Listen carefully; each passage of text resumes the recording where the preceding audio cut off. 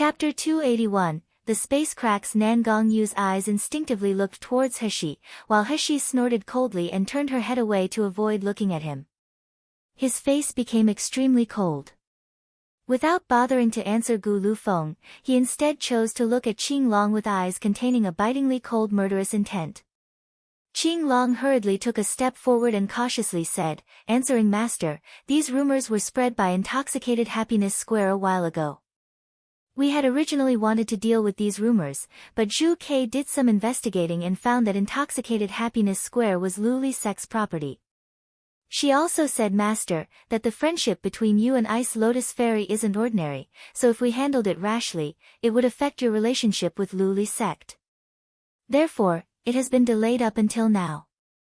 It would have been better if Qing Long hadn't spoken those words, but once he did, Gu Lufeng couldn't help but leisurely laugh as he strolled to Heshi's side and said, "Little Yuer, did you hear that? So they've actually had an unusual friendship since a long time ago." Heshi coldly glared at Gu Lufeng, causing him to rub his nose and reluctantly say, "All right, Shiyu." Nangong Yu's gloomy and cold gaze glared at Qing Long, making Qing Long, who was being stared at so bluntly, feel cold all over. He had the feeling that he would be kicked by his master at any moment. Shrinking his neck into his shoulders, he looked up and whispered, "Master," Nangong Yu coldly said, "once we return, I want to see Intoxicated Happiness Square destroyed. If you can't even properly handle this kind of matter, all four of you better get out of Hell King Manor." "Yes, Master." Qing Long breathed out a long sigh of relief and wiped the cold sweat from his forehead before he then took a step backwards. Heshi was now bored of hearing about Ice Lotus Fairy, so she turned and looked at Gu Lufeng. "How did you find this place?" It must be known that Nangong Yu and Heshi hadn't disappeared normally, rather, they were drawn into the space crack. If the others had wanted to follow their trail to come here, it was simply impossible. Gu Lufeng said, "This one would like to thank that black-clothed bodyguard belonging to His Highness Hell King. After both of you disappeared, Feng Lianing, that malicious woman, and Senior Nya, joined together to try and kill me. Fortunately, that brother came to the rescue." Heshi glanced at him before lightly snorting, "Would you have really been wiped out by Feng Lianing and Nye Jinchen? They had no hope of getting rid of you, you who pretends to be a pig being eaten by a tiger." She had in no way been inattentive when Gu Lufeng had been fighting with Feng Lianing. If it hadn't been due to Nangong Yu been on nascent soul stage, even if Nye Jingchen had joined in, Gu Lufeng still would have won with ease. Cough cough. Gu Lufeng seemed to choke on his own saliva and stroking his chin in disbelief, he said, "Little Yuer, you actually have so much confidence in me, this is really my honor." Nangong Yu was watching on the side, and seeing Gu Lufeng and Heshi talking so happily together, he felt like there was a fire nestled in his heart. He was itching to slaughter that frivolous kid who wore a mask. However, because of the rumors surrounding his supposed marriage from earlier, he didn't want to provoke Shi'er into getting angrier. Due to this, Nangong Yu was feeling somewhat uneasy and he didn't dare act rashly. Speaking of this, he really was wronged. He obviously hadn't known anything about this rumor, and what's more, from childhood up till now he'd been never close to any woman. Now that he finally had someone he loved, he kept being misunderstood and ignored. It simply made an unspeakably frustrated and irritated mood boil within him. When Qing Long saw that his master was covered in a murderous aura that he was unable to vent, how could he not understand? So quickly stepping forward, he said, "Prin, cough, young Master Shi, this humble one and master have established a blood contract, so even if we're miles away from each other I can still sense master's location. Therefore, I was able to bring young Master Gu with me to find this place. This space crack has a high possibility of tearing apart, so all the way here this subordinate was worried, but fortunately, you and Master are all right." Chapter 282, Gluttonous Wu Yu. When Heshi recalled the warm power that had wrapped around her when she was in the space crack, her expression couldn't help but become slightly gentle.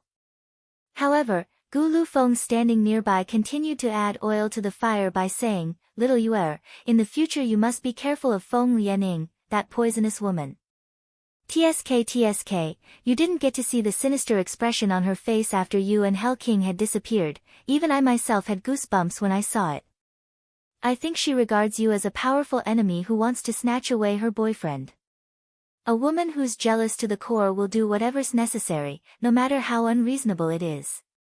He was too lazy to correct Gu Lufeng of that nauseating address, and hearing what he had said, she sneered, even if she doesn't come to find me, it's unlikely that I'll ever let her off. At the end of the day, we'll see who moves faster and whose methods are more ruthless between the two of us. Gu Lufeng clapped his hands and laughed loudly. Little Yuer, I like your take on revenge of hatred and forthright character. If I currently had wine, I would definitely have a drink with you, as I agree with you, my friend. Right, when you deal with that venomous woman, remember to call for me, as I have a great deal of hatred for her due to her injuring Yenan. So long as His Highness Hell King doesn't interfere, I believe that I still have the qualifications to help you out. After saying that, Gu Lufeng glanced towards Nan Gongyu and saw a dark and gloomy face glaring back at him. Nan Gongyu's expression was like he had just drunk vinegar and was on the verge of erupting. He obviously didn't care about the life or death of Ice Lotus Fairy, so Gu Lufeng couldn't help but smile. It seemed that the rumor really was unfounded. He hadn't expected that His Highness Hell King, who'd always been cold-hearted and never close to a female, to actually be fond of a man. Nevertheless, the beautiful youth was to some degree more beautiful than a celestial being in a painting. Just as He was about to reply, she sensed movement, and in the next second, she saw a silhouette rapidly fly over them and land right before Nan Gongyu.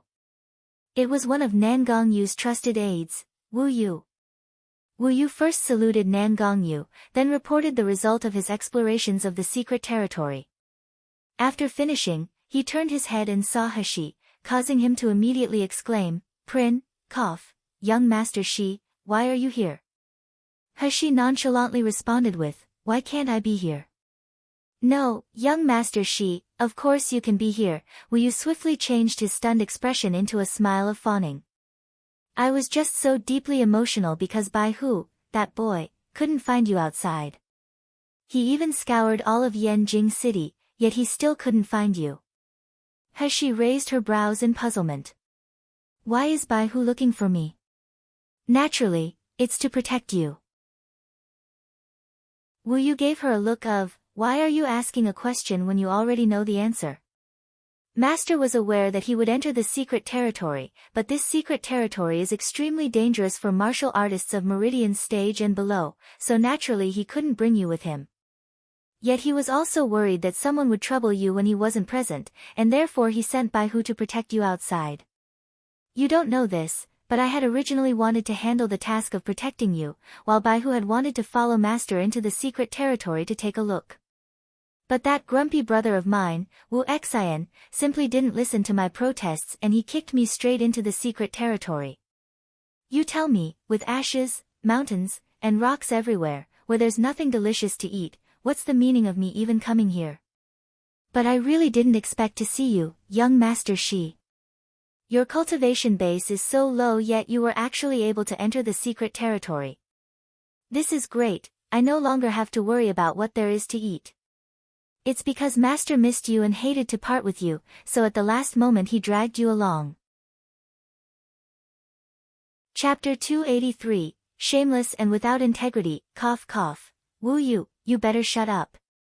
A cold and deep voice abruptly sounded, interrupting Wu Yu's chatter.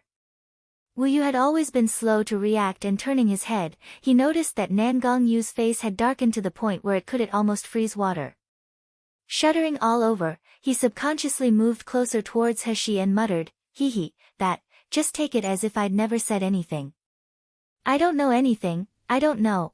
After that, he quickly turned to look at He with a twinkle in his eyes, and if there had been a tail behind him, it probably would have been wagging.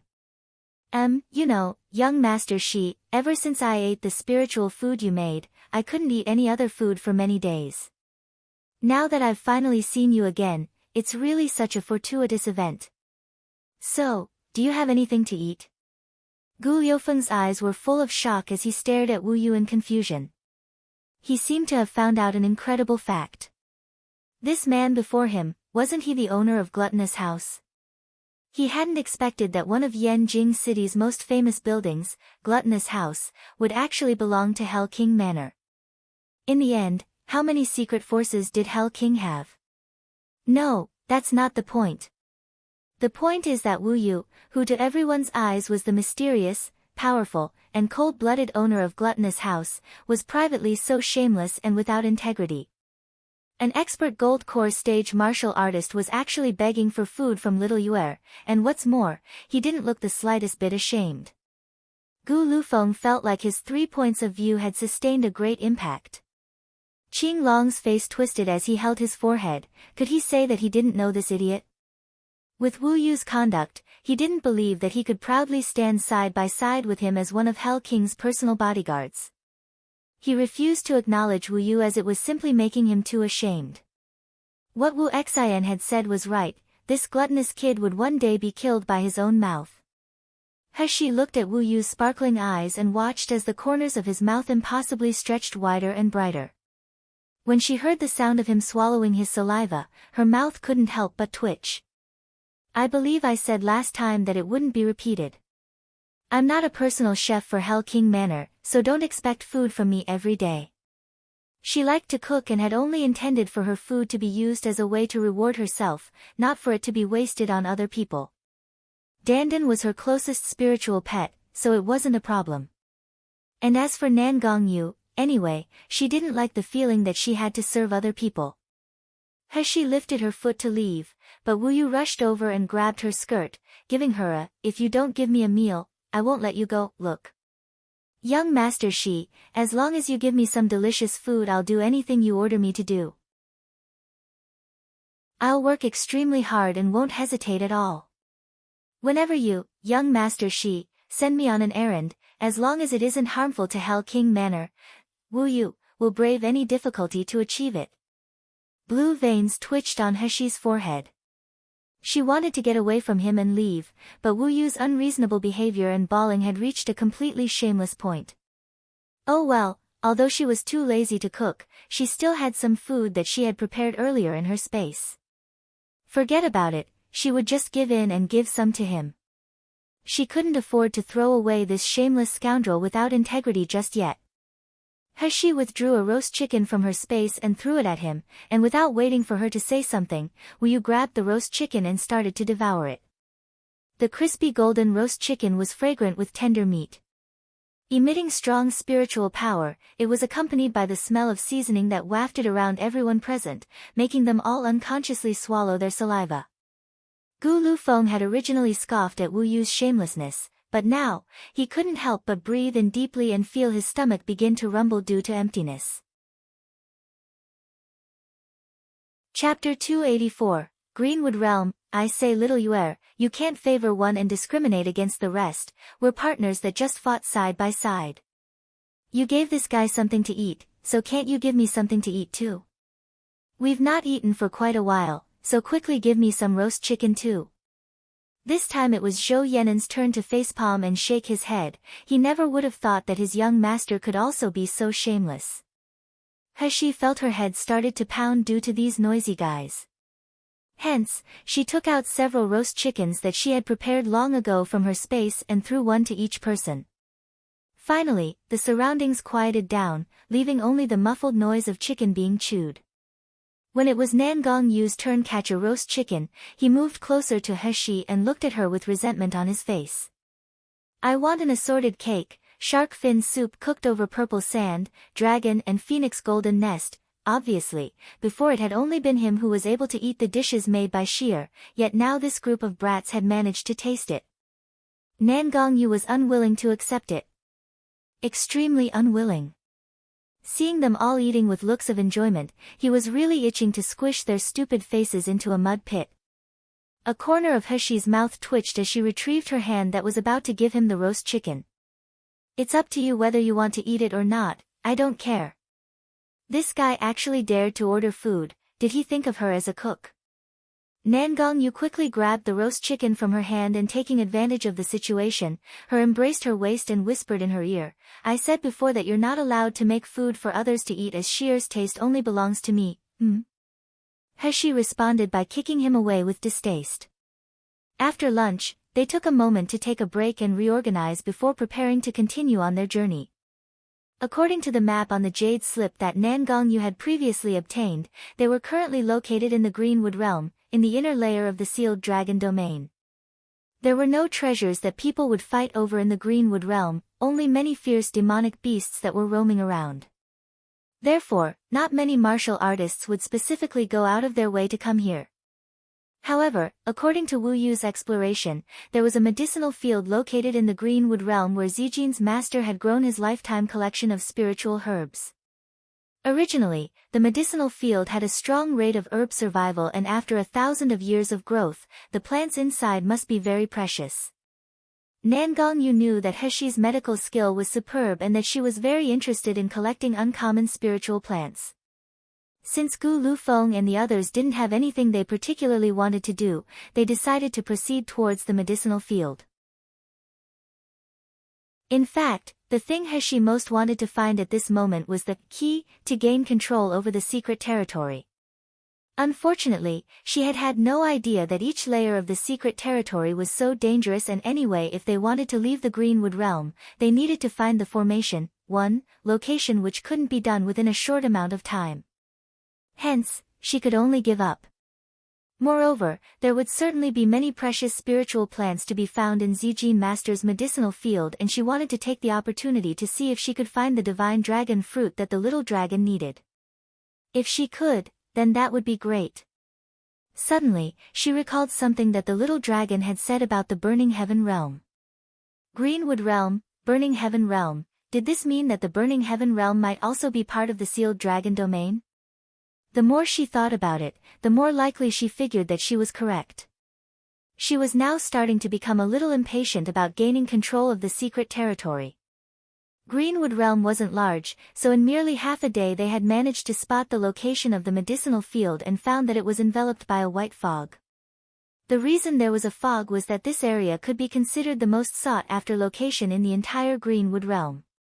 The white fog should be covering Zijin Master's medicinal field where he had planted the spiritual plants, but examining it from the outside, the scene inside was indistinct and they were completely unable to see anything clearly. There were at least a dozen martial artists surrounding the white fog. Most of them were only Meridian stage, but there were also a few Gold Core stage martial artists. All of them were gazing towards the fog with a grave expression, an excited and anxious aura surrounding them. When Heshi and her group approached, they all turned around and glared at them, many of their faces morphing into a grave and dreadful expression. 1. Formation, divided into battle formations and spell formations, although they are often just called formations. Battle formations are tactical formations used by several cultivators or martial artists attacking in concert. Spell formations are also called arrays.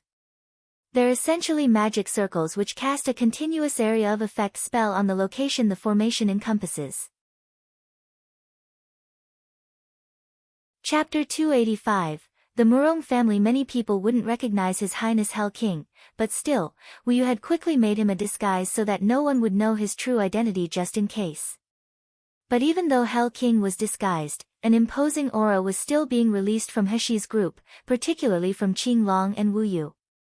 The two of them hadn't bothered to conceal their cultivation base at all, and with them both being at the peak of Gold Core stage, it caused the group surrounding the fog to shrink back in alarm. A martial artist in the early ranks of Gold Core stage came forward and warily sized them up. You also want to enter the medicinal field? Wu Yu indifferently responded, if so, then what?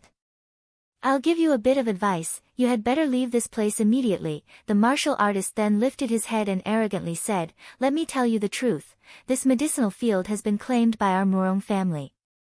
You can enter if you want, but you'll have to pay 80% of whatever you earn from the medicinal field to us.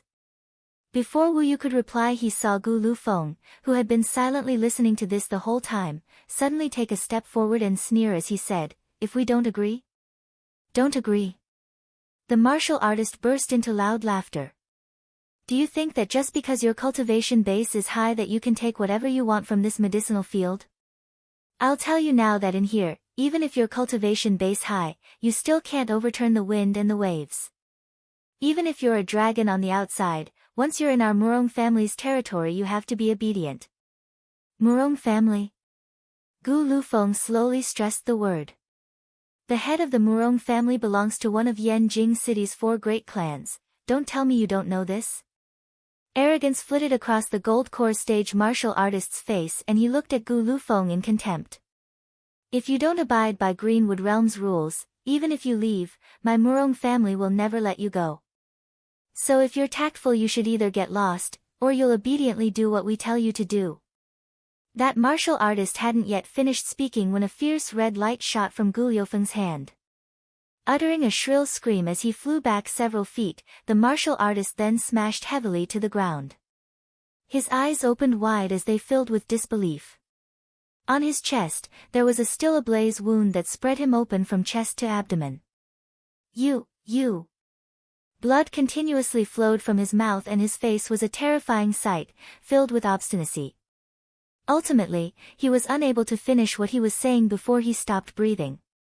All the martial artists who were watching this had the same frightened expression on their faces due to Gu Liufeng's ruthlessness, whether they were Murong family subordinates or a few of the Nalan family subordinates. While on the contrary, the group of people from Heshi's side were completely unmoved regarding Gu Liufeng's abrupt violence. To them, it was as if what he had killed was nothing more but an insignificant ant. Instead, the rather gossipy Wu Yu leaned towards Gu Lufeng and whispered, "Oh, do you hate the Murong family?" Gu Lufeng calmly retrieved his long sword, an indolent smile hanging on a corner of his mouth. "They're nothing but a group of dressed-up pigs that are unpleasant to the eyes. It's best to slaughter them when you see them." "What hatred are you talking about?" Hearing that, Wu Yu let out a fit of laughter and didn't bother trying to pry further into Gu Liufeng's privacy. Rather, he pointed at a martial artist beside the white fog and demanded, "You, come here." That person was a middle-rank Meridian stage martial artist. After just witnessing Gu Liufeng's ruthlessness, his face instantly turned white when he was called over and he wished he could dig a hole to hide himself in. Don't call me. I'm not from the Murong family. I was staying here in the hopes that I could take advantage of any trouble that might occur." Wu Yu sneered, "Just come here when I tell you to. Talk any more nonsense and I'll rip your tongue out of your mouth to be a snack that'll accompany a glass of wine." The Meridian stage martial artist was scared witless and began shaking all over.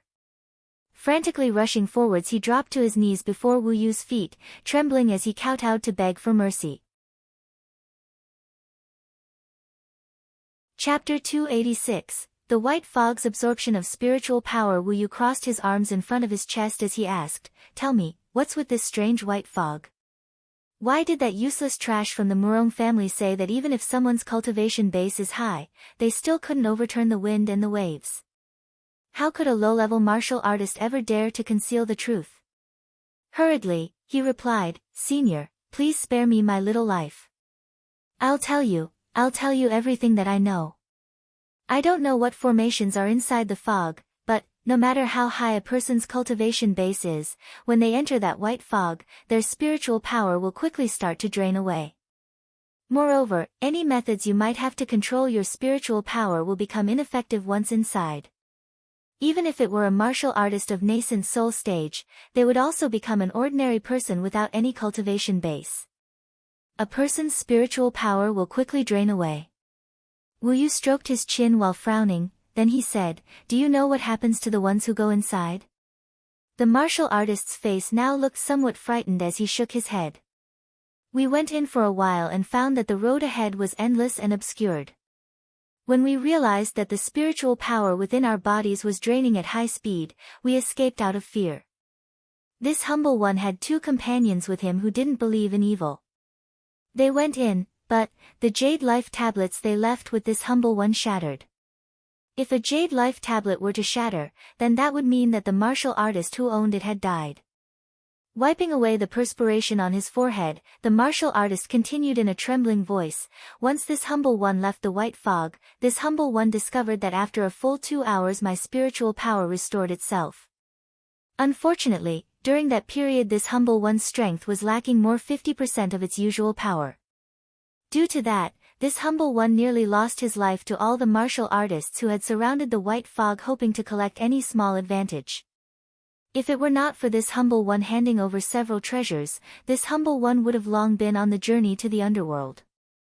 Wu Yu frowned as he turned to look at Nangong Yu and Heshi. The white fog could absorb all of a martial artist's spiritual power. This issue was indeed troublesome. Since the medicinal field was inside the white fog, it was unknown whether any of the martial artists who had previously entered had met with an ambush, or if after they had left the medicinal field, with their spiritual powers wholly depleted, they just couldn't resist an attack. It would have been like slaughtering fish in a barrel. Wu Yu glanced at a few of the gold core stage martial artists standing nearby. Other than glaring towards Heshi's group, none of them blindly attacked. Satisfied with how they were now acting, he said, "So now you stay here in the hopes that when someone comes out from inside, you can take advantage of their powerlessness to loot them. Didn't the Murong family take control of this area? They still allow you all to take advantage here."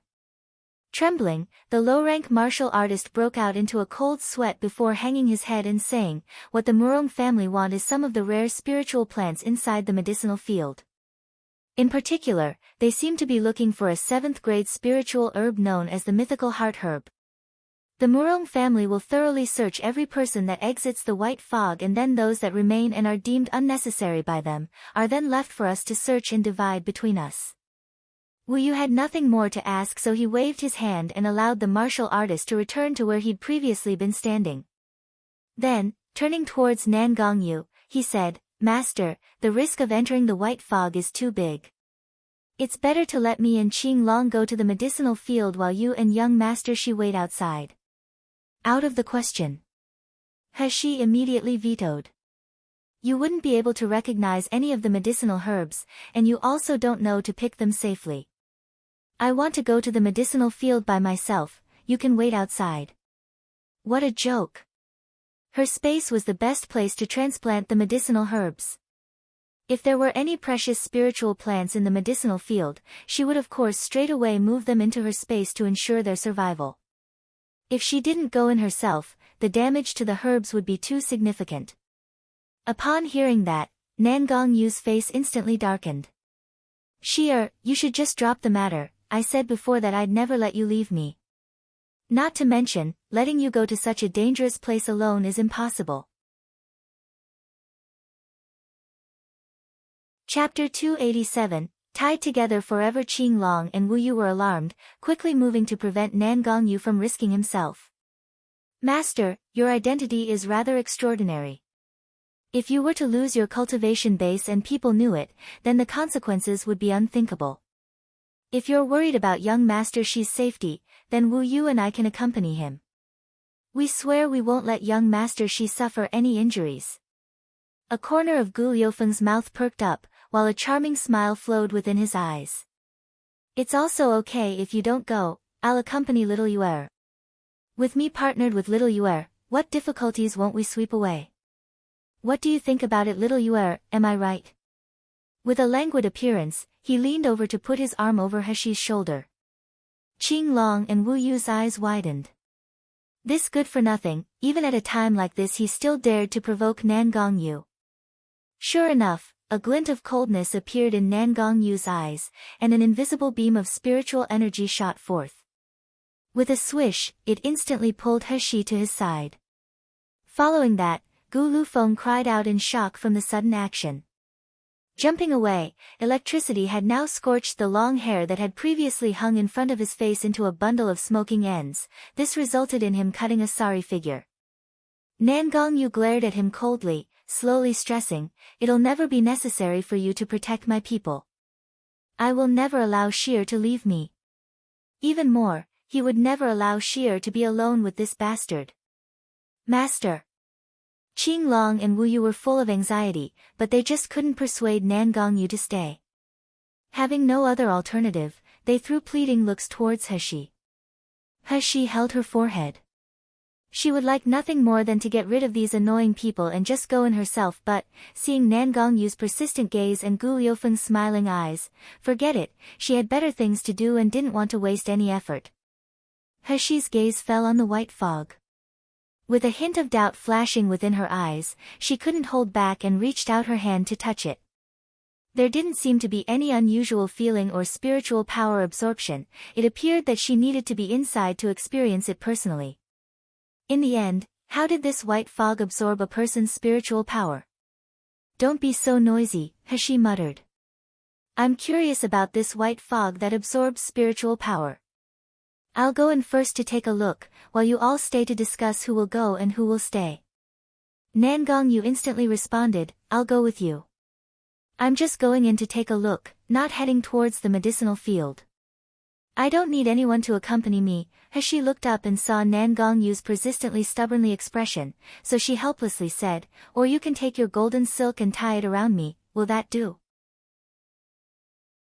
Hashi had said this as a joke, but who would have thought that when Nangongyu heard it, his eyes lit up and he immediately took out the golden silk.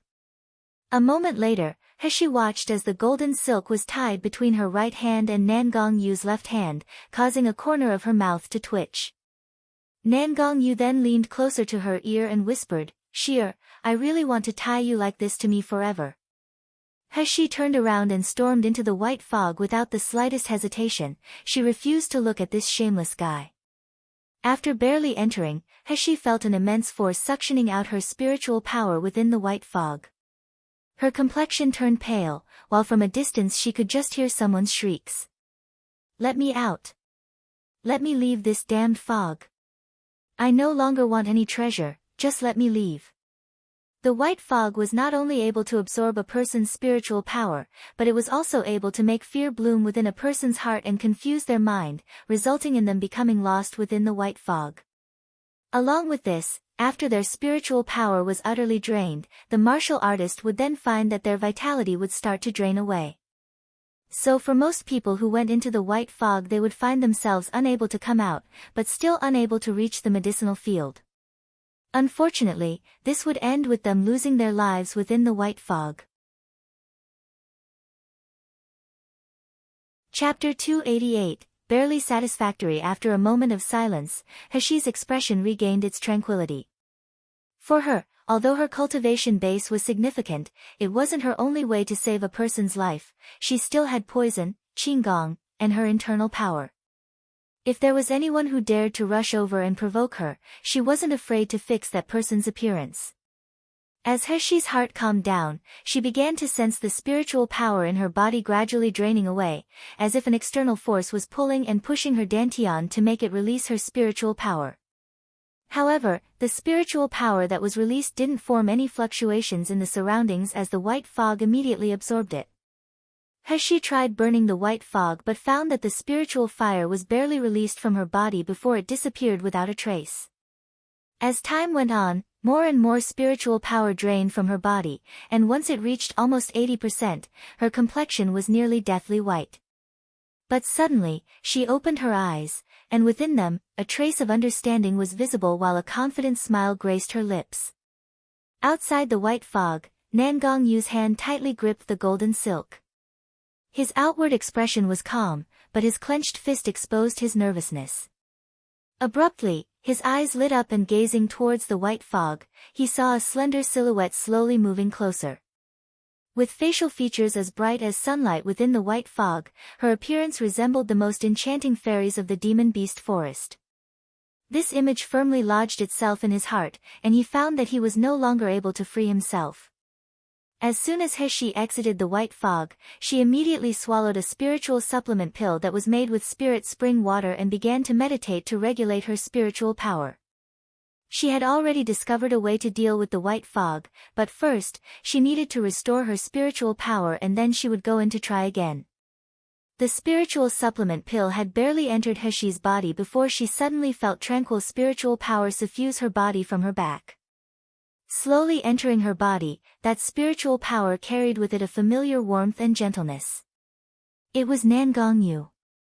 He was using his spiritual power to assist her body in absorbing the spiritual supplement pill and accelerate its effects. Hashi closed her eyes and obediently accepted Nangongyu's spiritual power. Gradually, her dried-up dantian filled, and a corner of her mouth stretched into a faint smile. Half an hour later, Hashi stood up and said, I want to enter the white fog again. With that, not waiting for everyone's reaction, she took out a few silver needles and inserted them into several of her acupuncture points. Then, she turned and entered the white fog without hesitation. This time, Heshi only stayed in for a quarter of an hour. However, after she came out, her complexion was rosy, and her smile even reached her eyes. Unlike before, she didn't appear weak and pale due to the loss of spiritual power. Wu Yu and the others were confused at first, but once they realized what had happened, they stared at her with wide eyes. Young Master Shi, you found a way to suppress the loss of spiritual power? Heshi nodded and took her pulse. Then, with regret evident in her voice, she said, I've found a way to suppress the loss of spiritual power, but that can only prevent the loss to about 80%. Moreover, this kind of method is normally only used to strengthen a person. In an environment such as the white fog, attacking is absolutely impossible. In the end, figuring out a way within such a short time left me with barely satisfactory results. This is still barely satisfactory. You're not satisfied? How do you let other people live if these are your standards? Wu Yu glanced at Qing Long, his face full of shock and admiration. This princess of his was too awesome. None of the Gold Core stage or Nascent Soul stage martial artists had been able to do anything about the white fog, but their princess's hands had effortlessly brushed it aside. TSK, she really was a woman worthy of his abnormal master's fancy. Heshi lifted her head to look at everyone. To be sure, it's best if someone amongst you all goes in and tries it out. She wanted to test it out just in case there was someone with a slightly unusual constitution. If she were unable to seal their acupuncture points, then that would be troublesome. Chapter 289, I'll go wherever you go. Qing Long quickly stepped forward. Young Master Shi, let this subordinate try it. Heshi nodded her head and stuck several needles into his body without hesitation. The amount of time that Qing Long stayed in was rather long, so it was about half an hour before he rejoined them. The moment that he came out of the white fog, the ordinarily calm Qing Long now had a face full of smiles as he walked up to Heshi and said respectfully, Young Master Shi, your medical knowledge has really reached perfection. To be able to suppress the loss of spiritual power by sealing acupuncture points, one would first have to have a deep understanding and confidence in the human body and meridian structures. It was also at this moment that Qing Long was utterly convinced. If they were to ever find a cure to Nangong Yu's cold illness in Miluo continent, it would be in their princess's hands. Heshi's brows furrowed. Although this method can solve a part of the problem, I feel that the dangers in the medicinal field will be far more than this. Furthermore, I don't know how much land the white fog covers. If we were to stay in it for a few hours and were unable to come out, then it's very likely that sealing off our acupuncture points wouldn't be able to prevent the draining of spiritual power. You better clearly think about whether or not you want to take the risk of going in with me. These people were locally born and bred cultivators who were public figures. For them to be without spiritual power would be equal to them having their hands and feet broken, which would be far too dangerous. As for herself, spiritual power had never been the only way to protect herself. In a crisis, she just didn't care about how much spiritual power she lost. However, before Heshi could finish speaking, Nangong Yu lightly tapped her nose and unhappily said, Little girl without conscience, I've said it so many times before, but you still want to leave me behind. I said previously that I'd go wherever you go, so don't ever think of abandoning me. Since Nangong Yu wanted to go in, of course, Wu Yu and Qing Long would follow him. After all, compared to these useless people who were attempting to rob treasures on the outside, there were likely to be more dangers in the medicinal field.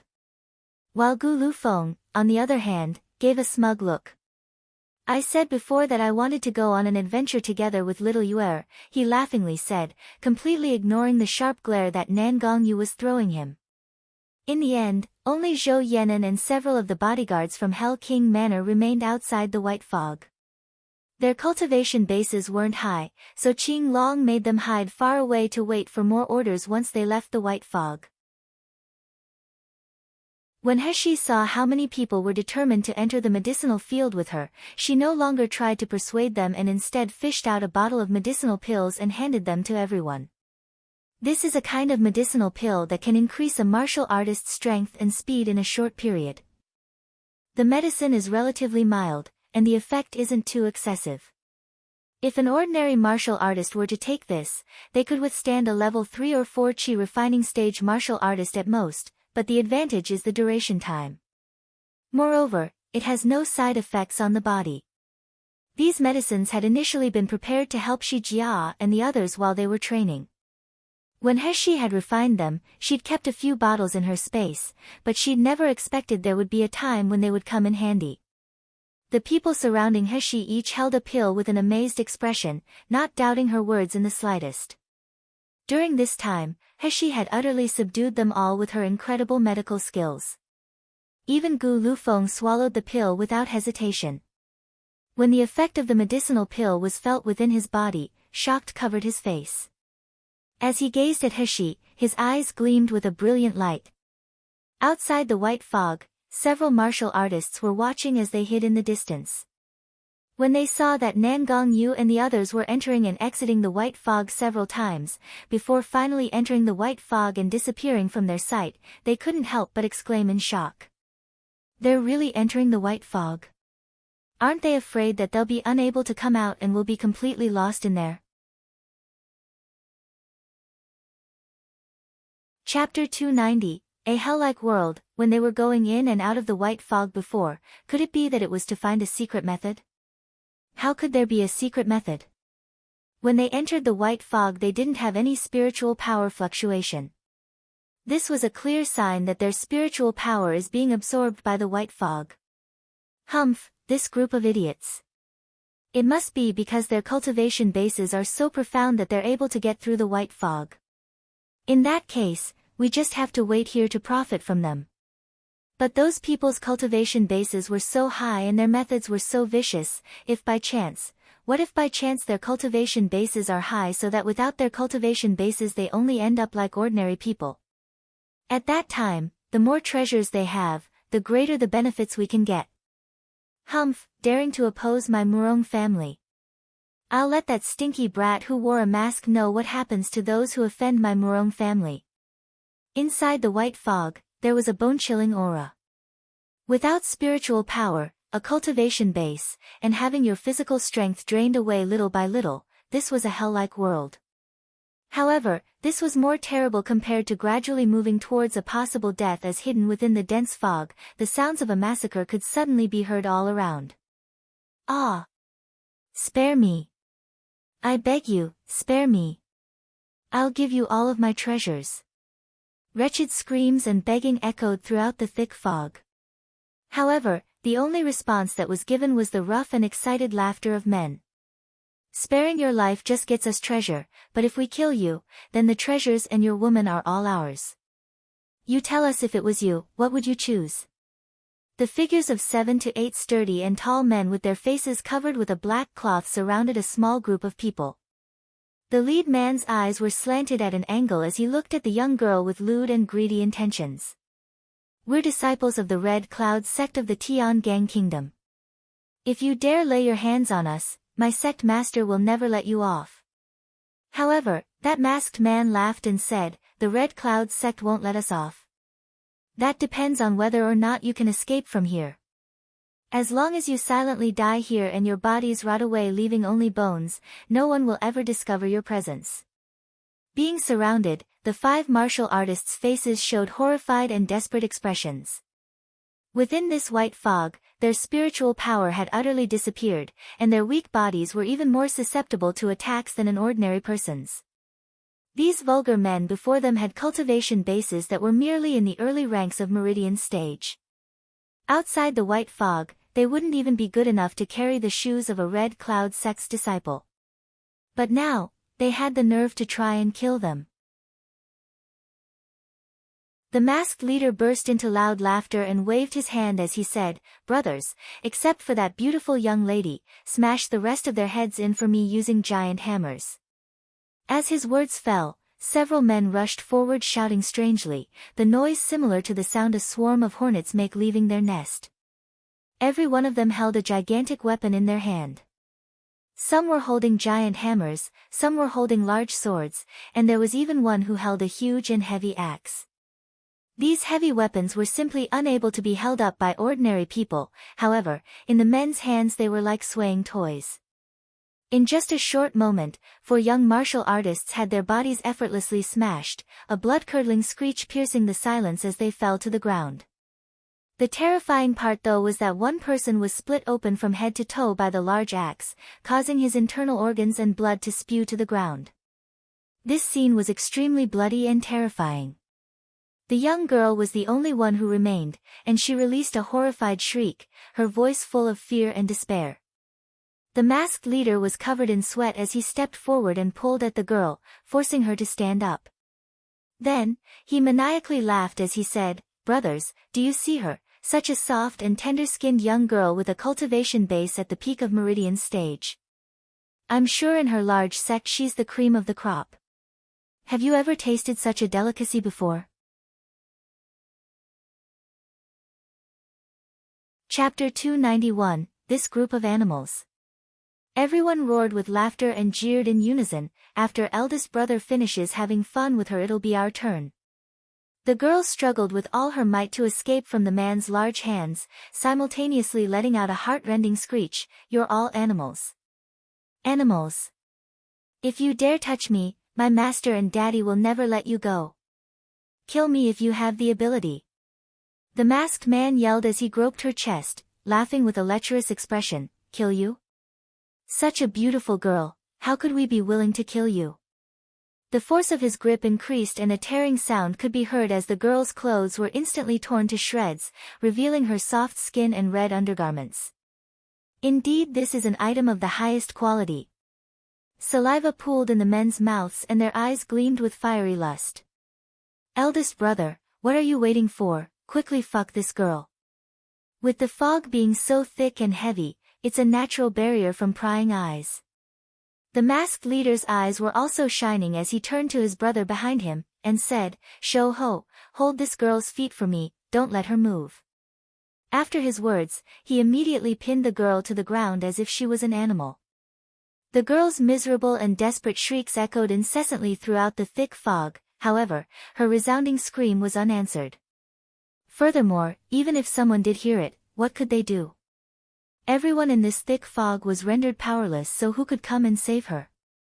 In the blink of an eye, the masked man had completely stripped off the girl's clothes. Shoho couldn't help but loudly swallow his saliva as he held the girl down, an impatient expression on his face. All of a sudden, Shoho felt something cold touch his neck that caused a sharp twinge. He couldn't help but reach out his hand to touch his neck, yet unexpectedly, his line of sight abruptly changed and flipped completely upside down. Shoho opened his eyes wide with shock and stared helplessly at his now headless body. He then watched as it incessantly spewed forth a tremendous amount of blood that splashed across the girl's body, as well as the boss's. Arg! Amongst the robust men standing around in a circle and watching, the cowardly ones uttered screams of terror. The masked leader, who was soaked in blood, finally returned to his senses and suddenly jumped up, gripping his large axe as he shouted, "Who are you that you dared to launch a sneak attack on us? Quickly reveal yourself." As his words fell, he saw a vague silhouette slowly moving within the white fog. It was a youngster who looked to be about 16 to 17 years old. He had snow-white skin, striking features, and bright red lips that were slightly pursed, like a red plum flower that had softly fallen onto the snow in winter.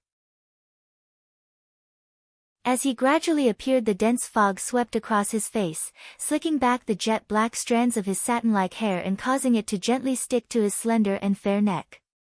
Following the gorgeous arc of his neck, it gracefully extended downwards to an exquisite collarbone, prompting wild and fanciful thoughts. The masked leader gulped. He could clearly see that the person before his eyes was a man, yet he still couldn't help but feel his throat tighten, his breathing deepen, and the stirring in his genitals that had vanished due to the blood just a moment ago, was now back and throbbing more vigorously than before. Oh shit! This was apparently a young man. However, to think that he was actually more seductive than the young lady from the Red Cloud sect. Stinky brat, you must have guts if you want to be a hero and rescue a beauty. Or do you want to replace that young lady and have fun with us brothers instead? The youngster ignored him and laughed, a corner of his mouth lifting into a stunning curve before he suddenly waved his right hand. A purple shadow flew like a lightning bolt towards the man who spoke. Before he could react, that purple shadow abruptly wrapped around his neck and dragged him forwards like a dead fish. Chapter 292, Helping Others. When everyone could finally see what it was, they saw that the purple shadow was actually a vine. Moreover, it was emitting a frightening amount of spiritual pressure. "Who did you want to have fun with?" The youngster's voice echoed in their ears. It was a clear and melodious voice which was pleasant to listen to, but when it reached their ears, it was like hearing an evil spirit from the underworld. The man hanging from the vine opened his eyes wide and wanted to beg for mercy, but before he could utter a word, a crack resounded in his ears as his neck was instantly snapped and he lost his life. A corner of the youngster's mouth curled up into a cruel smile. "As for the rest of you, who else wants to have fun with me?" The very youngster before them now was Heshi. Not long after she'd entered the white fog, she was separated from Nangong Yu and the others. As for the reason of their separation, Heshi had noticed that the purple vine in her hand was restless. After entering the white fog, Heshi discovered that the white fog did more than merely injure a martial artist than just absorbing their spiritual power. Within the white fog, there was a hard-to-detect aura of ice-cold spiritual power. It entered a martial artist's meridians little by little, gradually slowing their movements. If they had a spiritual power supplement, it wouldn't really matter, but because spiritual power couldn't be used within the white fog, they could only purely rely on physical strength to resist the cold. Since everyone's physical strength decreased extremely fast, in just a short period their complexions had all become somewhat pale. Only Nangong Yu and Heshi didn't seem to be affected by the white fog. It was at this time that Heshi was surprised to discover that Nangong Yu had a dual soul cultivation base. Although he still couldn't use spiritual power, the cold air within the dense fog was nothing to him. While Heshi, on the other hand, wasn't affected because of the plant spirit pet that she'd just taken in. Though Heshi would never have guessed that the draining effect the white fog had towards spiritual power would be utterly ineffective towards the purple abyss vine. Not long after entering the white fog, the purple abyss vine had quietly left her space to explore, full of happiness and joy as it occasionally absorbed the spiritual power within the white fog. This caused Heshi to feel comfortably warm without a trace of coldness. However, what Heshi didn't expect was that after the purple abyss vine had absorbed an enormous amount of spiritual power from the white fog, it unexpectedly had a small advancement. This transformation affected the white fog and unfortunately caused a whirlpool to form inside the fog. But because the purple abyss vine was her spirit pet, she was directly involved and was drawn into the whirlpool too. As soon as she awoke, she found herself alone. When Heshi recalled being swept up into the whirlpool, she remembered Nangong Yu's frightened and sorrowful expression, as well as his trembling shouts. Her heart couldn't help but slightly tighten. That guy, he was really worried about her. Heshi returned from her train of thought about Nangong Yu and swept her icy gaze over the masked men, before ultimately settling them on the undressed girl. The clothes on the girl's body had long been torn to reveal her delicate skin, but sadly, it also showed the ghastly bruises and cuts that covered her. The girl's expression had been blank, as if she'd reached an extreme level of fear and desperation. It wasn't until her gaze had locked with Heshi's that she'd finally realized that she was saved, and it was then that she'd broken down into loud sobs. At that moment, she'd really thought that she was ruined. Even if she hadn't died today, her life would have still been the same as a dead person's. However, at such a critical moment, this godlike youngster had appeared like a hero with a bright cloud beneath his feet, rescuing her from hell. Heshi's eyes widened, and her cold gaze traveled back towards the few masked who were still panicking. Originally, I wasn't interested in meddling in other people's business, but who told you all to commit such a disgusting act? You're all worse than pigs. You're fortunate for running into me today, since this young master occasionally likes to help others. After all, what harm is there in helping others once in a while? Chapter 293, Blood Refining Body Cultivator. Damn bastard, who do you think you are? How dare you meddle in our business? At that moment, the masked leader finally returned to his senses. When he took a closer look at Heshi's frail figure, exquisite face, pure white skin, and body without any spiritual power fluctuations, he immediately sneered without the fear that he'd had a moment ago. You're only relying on a spiritual weapon that doesn't require spiritual power, yet you want to take advantage of us? Dream on. Haven't I told you yet? I'm a blood-refining body cultivator, not an ordinary spiritual cultivation martial artist. Even if you use a magical weapon, don't think that you can survive under my hands. Upon saying that, the bodies of the masked men suddenly exploded with a severe amount of pressure that rivaled Mount Tai, and their entire bodies began to be enveloped in orange light. Upon saying that, the bodies of the masked men suddenly exploded with a severe amount of pressure that rivaled Mount Tai, and their entire bodies began to be enveloped in orange light. In this world, most martial artists chose the road of spiritual cultivation. However, there were also a few who had poor qualifications and eventually decided to refine their bodies instead. Refining the body was 100 times more painful than spiritual cultivation, and the majority didn't survive the training. In the end, they could only die like an ordinary person. Therefore, exceptions such as Nangong Yus were abnormal. Being able to achieve a dual soul cultivation base was near impossible. The ranks of refining the body were divided into a total of honing the tendons, refining the blood, cleansing bone marrow, tempering the bones, casting off a mortal body and being reborn, and becoming an immortal. Don't think that a blood-refining body cultivator was weak because if they wanted to advance, they didn't have to train hard for decades. Once they broke through the first rank, a blood-refining body cultivator would be on an equal level regarding the strength of a high-rank foundation establishment stage martial artist. The moment Heshi noticed their bodies emitting an orange light, she was momentarily curious yet amazed. Of course, she wasn't afraid of their strength. Instead, she was thinking about the differences between the methods of training for refining the body, and the methods of training she gave to Shi Jia and the others. Although Shi Jia and the others were now rapidly improving, there was still no better way for them to advance. If she could combine her training methods with the blood-refining body cultivation method, wouldn't it help them to reach a new whole level? Seeing the surprise on Heshi's face, the masked leader couldn't help but be supremely proud of himself. So lifting up his large axe, he rushed forth as he shouted, "I'll let you have a taste of my big axe." With a loud boom, the white fog surged forth and completely enveloped the two people fighting, blocking them from view. However, while the remaining few strong men had full confidence in their boss, they couldn't help but loudly tease, "Boss, remember to keep that little rabbit alive. We don't mind playing with him, even if he is a little boy. Boss, even if you chop off his hands and feet, spare that beautiful face of his. Adding it to our loot collection would be good too."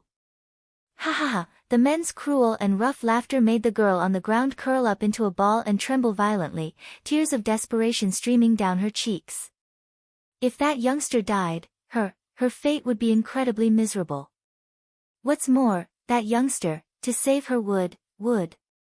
Suddenly, the girl blankly stared ahead with wide eyes. She'd noticed that the initially thick fog was now slowly dispersing, allowing a rhythmic thumping to be heard before that too ultimately stopped when the fog cleared. The next moment, she saw a youngster dressed in pure white robes unhurriedly walking towards them. Twisted around his right hand, there was a purple-colored vine, while in his left hand, he was carrying a human head. Although the human head was dripping blood, the youngster's clothes weren't stained at all, as if he was a spotless white fairy untainted by the dirt of the world. At the same time, he seemed like an aloof god that looked down on everyone.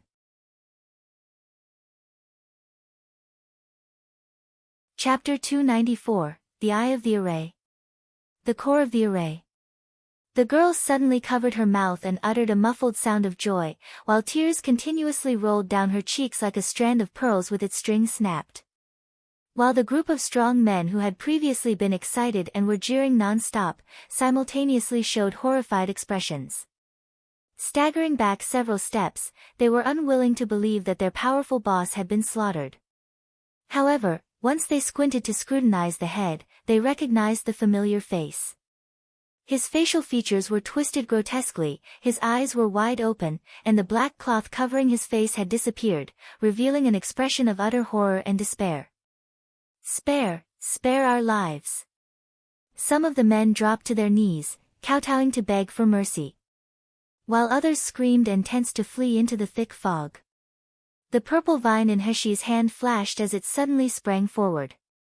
In the next second, it was like a sword as it pierced the backs of those who wanted to run away. Blood trickled down the leaves of the vine to drip unseen to the ground layered with white fog, and in a heartbeat, the air was permeated with the thick stench of blood. Although, when Heshi retrieved the vine, the purple leaves were already clean and fresh, you couldn't even see a trace of the blood. The purple abyss vine swayed in delight, expressing its happiness and desire to continue consuming blood. Heshi immediately rejected the purple abyss vine's wish to kill and eat in the white fog, and put the unwilling vine back into her space. She then slowly walked towards the only strong man who remained alive. The strong man currently had a blank look in his eyes as he trembled and stared at the corpses of his companions. Due to the trembling, his teeth were chattering together, and in the next moment, there was an overwhelming stench of urine as a wet patch spread between his legs. "Please have mercy, young master, spare my life. I beg of you, please spare my life, I won't dare do anything. I wouldn't dare." Heshi's towering figure looked down at him as she coldly asked, "Tell me, how long have you been in this white fog and how many martial artists have you robbed?" How could that man dare to conceal the truth? He quickly kowtowed and said, answering, "Young master, we were the first ones to enter this white fog, it's been 6 days. In the beginning, we didn't know that this white fog could completely absorb a martial artist's spiritual power, we just wanted to profit from the medicinal field. But, later, when we discovered that those spiritual cultivation martial artists who usually think so highly of themselves would become useless and helpless in the white fog, we came up with the plan of robbing them." The man raised his head and looked at Heshi, only to find her eyes focusing on him. "Continue, say what you know."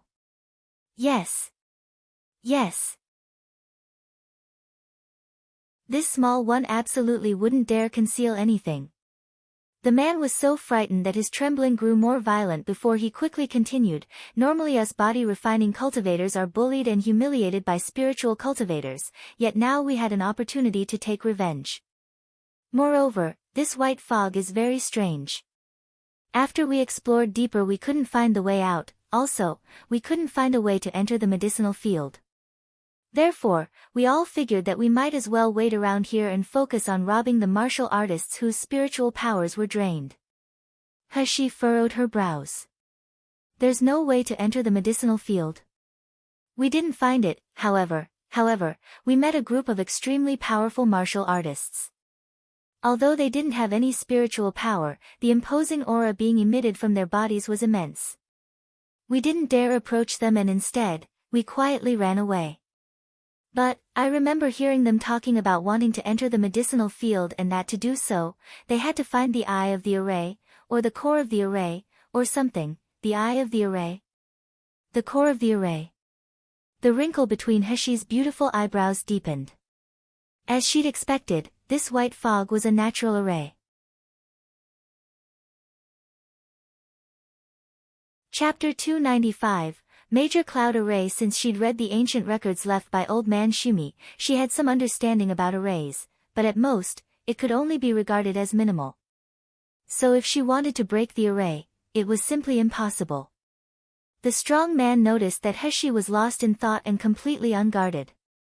His hands that were by his side slowly moved towards his chest pocket.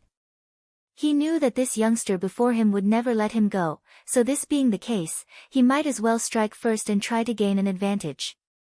He abruptly took out a tube which stored poisonous needles and fiercely aimed one at the youngster's heart. With a quiet swoosh, a needle flickering with green light flew directly towards Heshi's chest. A vicious light gleamed within the man's eyes, and he couldn't help but shout as he stood up, "Bastard, go die." Yet before he could finish his curse, his eyes opened wide in horror. What he saw was that the needle surrounded by flickering green light was unexpectedly caught between Heshi's slender and fair fingers. Then, before he could react, the needle suddenly flew back towards him, straight towards his left eye. Ah! The man uttered a pained scream as he covered his left eye and tumbled to the ground. He wanted to howl in anguish and beg for mercy, but before he could say a word, his eye that had been pierced by the needle began to rot while a white foam mixed with blood filled his mouth. There was so much that it started to overflow and he had to keep spitting it out. After a moment, he stopped breathing. Heshi was too lazy to even glance at him and turned to leave. The young girl who'd initially been curled up on her side with a frightened look on her face suddenly returned to her senses and shouted, "Young master, young master. Please stop." Heshi stopped and somewhat impatiently looked at her. The girl had a delicate and pretty face, a petite figure, a well-proportioned build, and she appeared to be about 17 to 18 years old. Unfortunately, she couldn't stop trembling as she tried to cover herself with the pile of rags that she clutched. She looked absolutely pitiful. The girl shivered under Heshi's cold gaze, but nonetheless, she held back the fear and shame bubbling within her heart to lower her head and quietly say, "Young master, many thanks for your kindness. Can you please tell me your name? I will certainly repay you in the future." "No need," Heshi indifferently replied. "I didn't mean to save you. They were just unpleasant to look at, nothing more." A trace of disappointment flashed within the girl's eyes, but it was quickly replaced with even more gratitude. "No matter how it happened, if you hadn't saved me, I really don't know. My name is Shinqingchua, and I'm a disciple of the Red Cloud sect. Young master, if you have anything that requires my help in the future, please don't hesitate to find me at the Red Cloud sect. I'll certainly go to any length to repay young master's favor." The girl had initially wanted to use a jade tablet or talisman for help, but in this white fog, she couldn't open her storage ring. This made her heart feel upset and ashamed. Heshi nodded her head to indicate that she understood, then turned around to leave once more. Seeing his back as he turned around, Shinqingchua bit her lower lip and suddenly said, "Young master, do you want to enter the medicinal field?" I know the way to enter it." Heshi stopped in her tracks, her gaze not as cold as it was before as she looked back at the girl. Shinqingchua's cheeks reddened, and she slightly lowered her eyelashes. Then, she softly said, I heard my sect elders say that Zijin Master's medicinal field is known as the 100-herb mist, and that the array inside is the powerful major cloud array. There are a total of 2 sections to the array, the core, and the 64-part eye. Only one of them is in this white fog though. If you want to break the major cloud array, you need to find the array eye and cut off its energy supply. With that, the array core will shortly appear as a portal door. That portal door is the gateway to the medicinal field. Chapter 296. We will definitely meet again, I just have to find this core of the array. Shinqingchua tilted her head to the side in thought for a moment, then said, "Actually, there is a way. That is, a way to destroy all 64 parts of the array eye in a short period, causing the array to briefly cease functioning. Although this period of time will only be for a few short breaths, if you're prepared to enter the medicinal field, then it's still possible.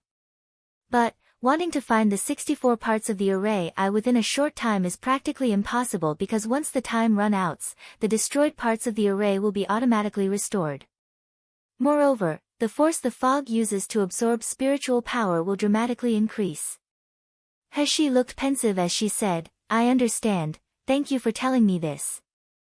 Having said that, Heshi withdrew a set of clothes from her space and gave them to Shinqingchua, before she indifferently said, "This should be enough to repay you for your information. It's dangerous inside this white fog, so you should hurry up and leave."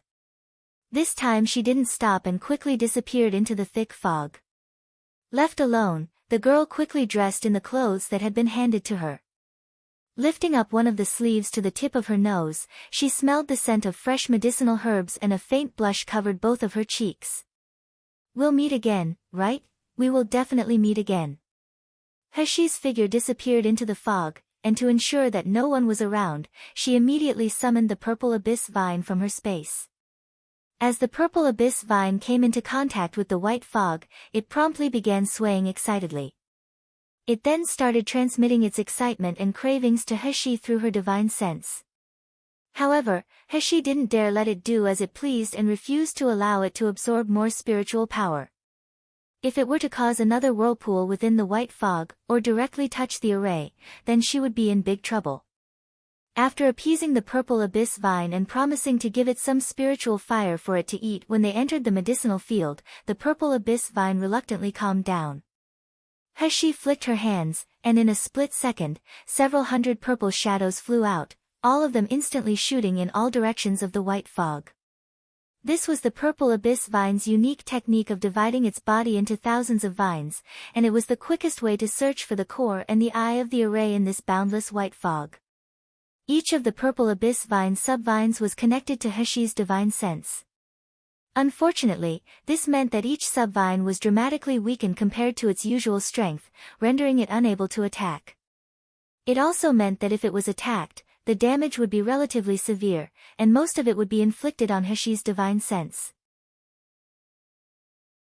Soon, in as long as it takes to burn a stick of incense, and Heshi's complexion was becoming a little pale, the purple vine wrapped around her wrist began excitedly bouncing around. It was like it was eagerly trying to tell her about something. Finally, Heshi opened her eyes to reveal a sharp glint of purple swirling within their depths. In a split second, all of the purple abyss vine's subvines returned to Heshi's body as fast as sharp arrows.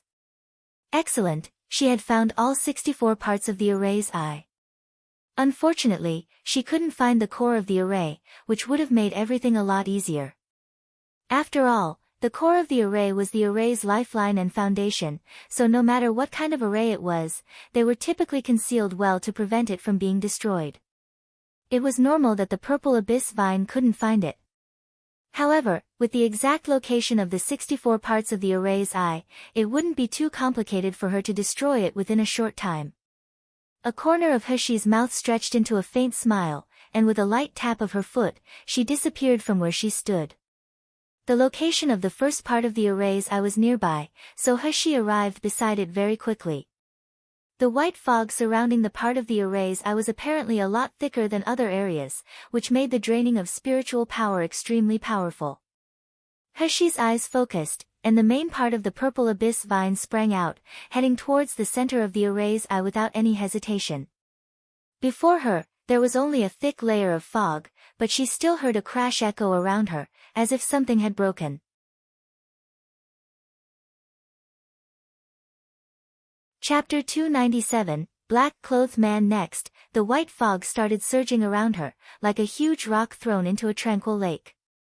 The first part of array's eye had been eliminated. Heshi tapped her foot again, and at lightning speed, she proceeded towards the second part of the array's eye. The location of the second part of the array's eye was more remote than the first's. As soon as Heshi neared it, she couldn't help but shudder. Even though it was already cold in the white fog, this area seemed to be several times colder. Moreover, even though the white fog was thick, you could still see about 3 meters ahead. However, the white fog here was so thick that there was nearly zero visibility. Heshi wiped at the water vapor gathering on her face, feeling the bitingly cold air seeping into her bones. At this moment, her hair and clothes were wet, and to withstand the cold air, she had no other choice but to use her internal energy. With her powerful internal energy, she was now able to tolerate the cold environment. Heshi no longer hesitated, and the purple abyss vine sprung out from her hand in a flash. With a crash, the second part of the array's eye was broken within the white fog without mishap.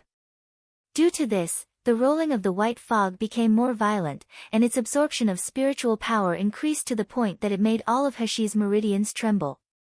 She didn't dare stay any longer, so she turned around to leave. However, just as she was about to use her qinggong, her expression suddenly changed. Then, like a shadow, her figure jumped back a few steps. The thick fog in front of her still made everything hard to discern, but she could vaguely see a tall silhouette slowly approaching her. Just as Heshi was filled with bewilderment, she heard the deep voice of a man that was filled with murderous intent. "Who let you touch a part of the array's eye?" Heshi was momentarily shocked. This person also knew about the array's eye. Her brow furrowed, yet she didn't answer the man and instead raised her foot, moving to flee like a bird.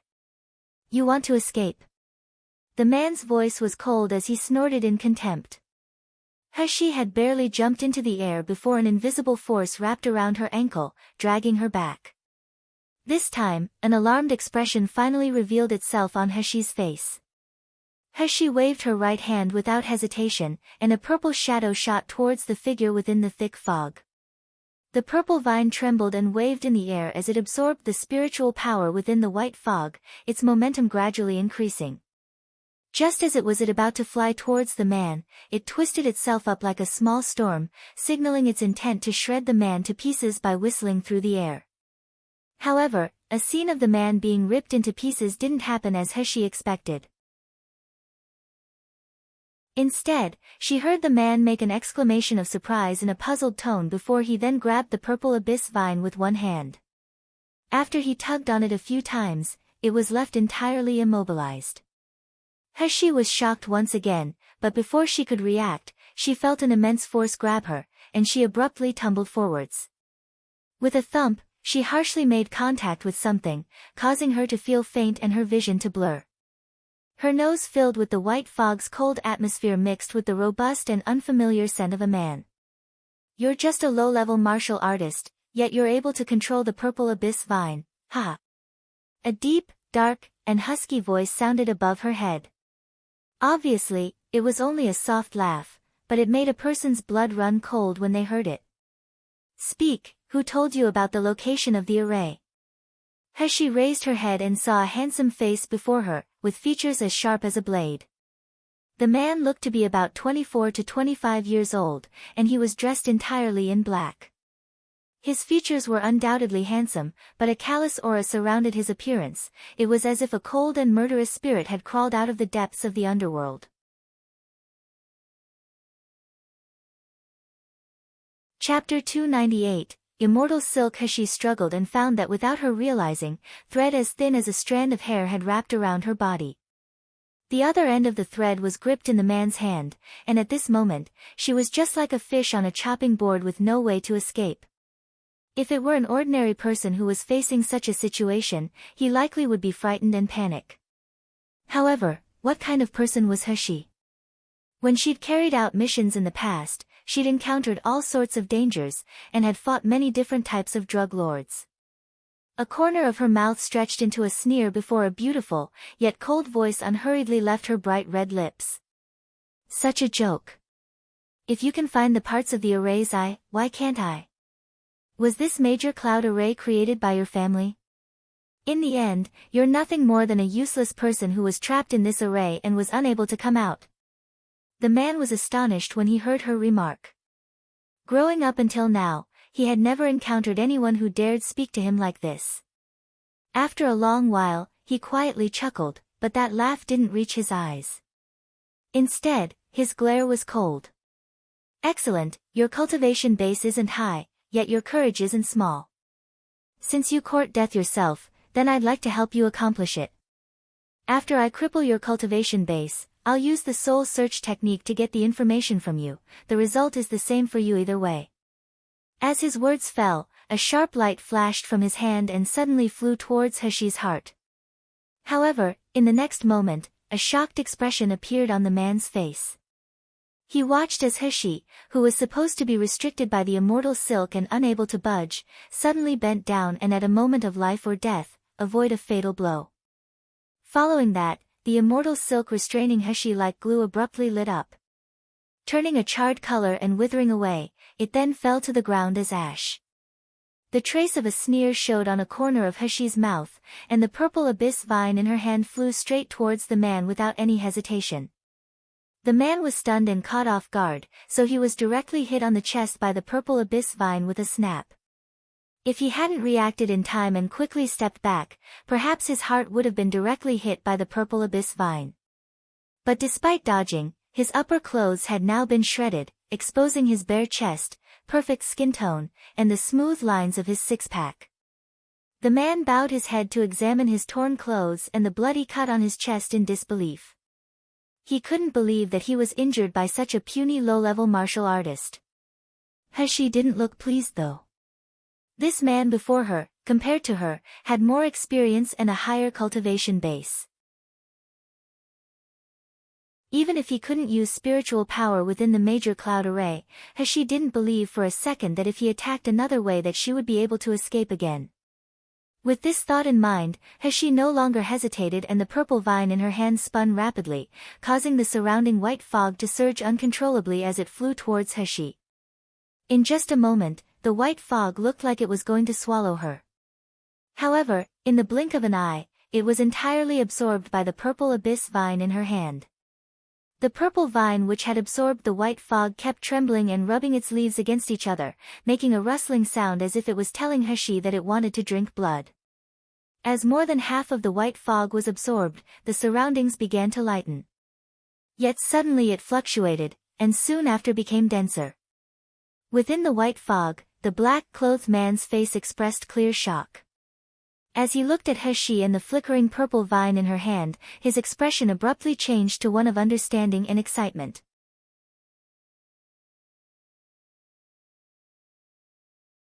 Chapter 299, Escape without a trace. After building up enough force, Heshi's attack made a whistling sound as it launched through the air.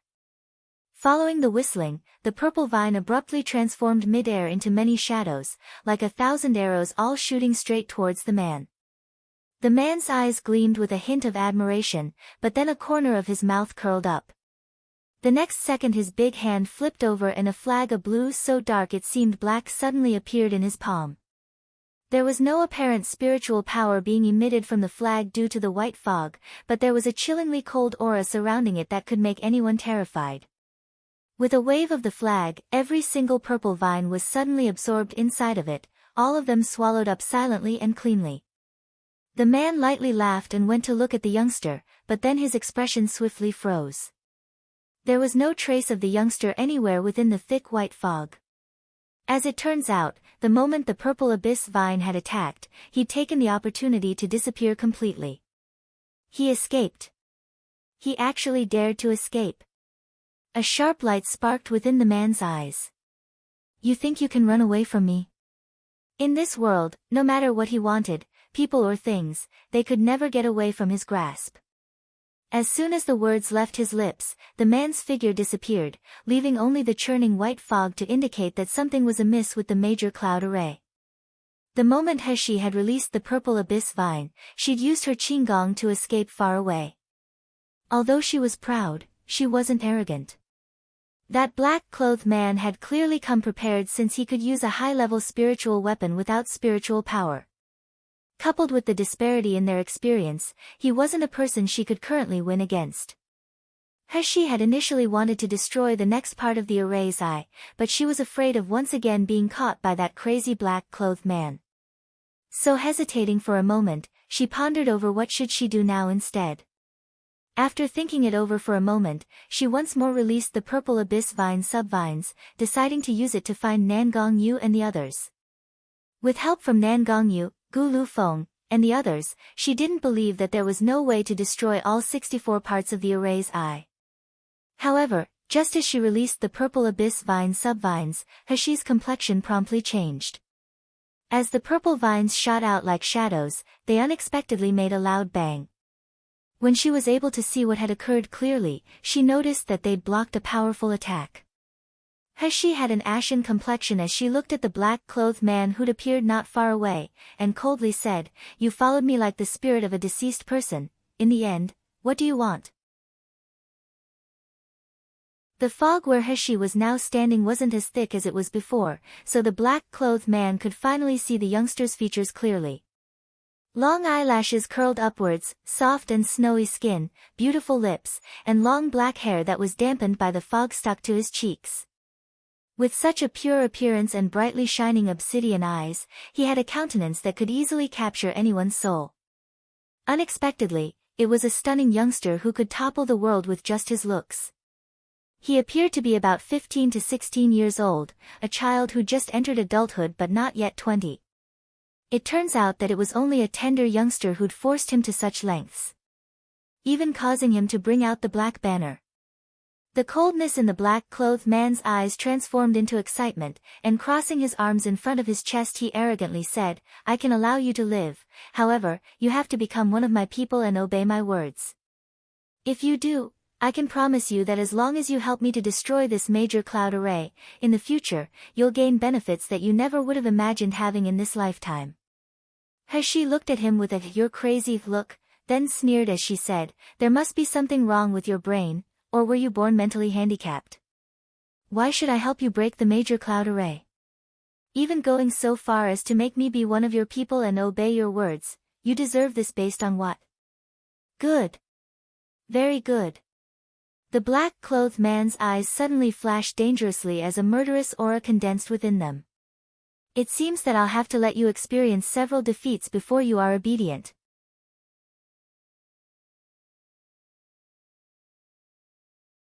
Chapter 300, Collaborate. After he spoke, the black flag suddenly flew out and enveloped the two figures, like a cloud covering the sun. There were no apparent spiritual power fluctuations, but the densely cold aura it emitted caused He to be alarmed. She felt like she was being pressured by Mount Tai and found herself unable to breathe. While this was occurring, the black-clothed man smirked and approached He.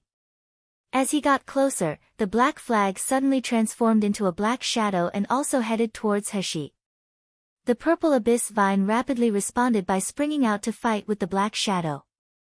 Following that, a dark golden blade appeared in the black-clothed man's hand and shot towards He. A loud bang echoed through the white fog, causing it to start violently churning. When the white fog finally settled down, you could see one black ray of light, and one purple ray of light, intertwined. As the light had become like two ropes, they had tightly bound He together with the man. Both of their complexions were a little ashen, while He's hand was clenched around a green dagger that was firmly pressed against the man's neck.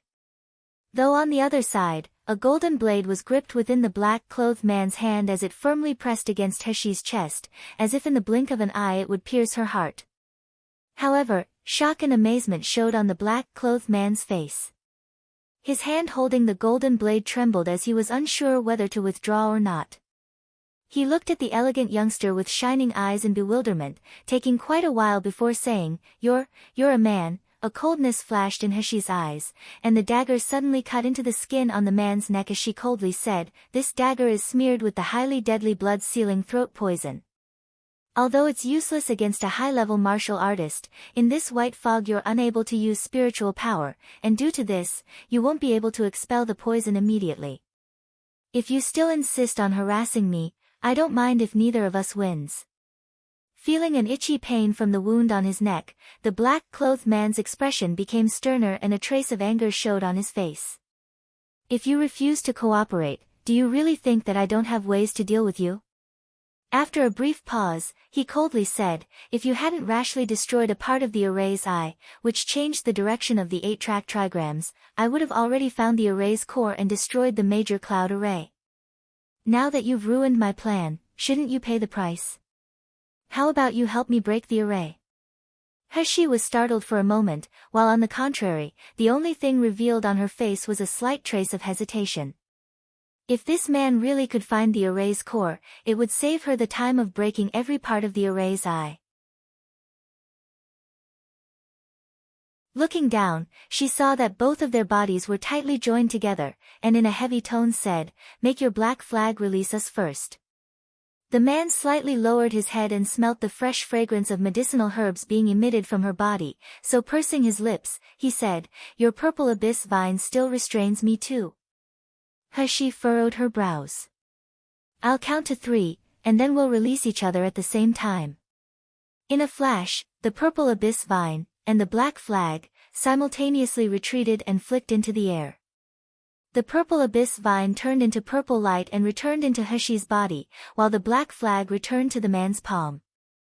He quickly stepped back to make space between them and silently took a deep breath, using this opportunity to restore her depleted internal energy.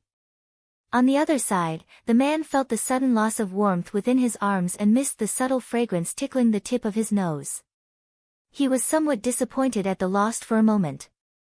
He looked up at He, and the cold tone within his voice was mixed with a slight gentleness. To get rid of the major cloud array, it's necessary to find the array's core and cut off its energy supply. Just destroying one or two of the array's eyes is useless.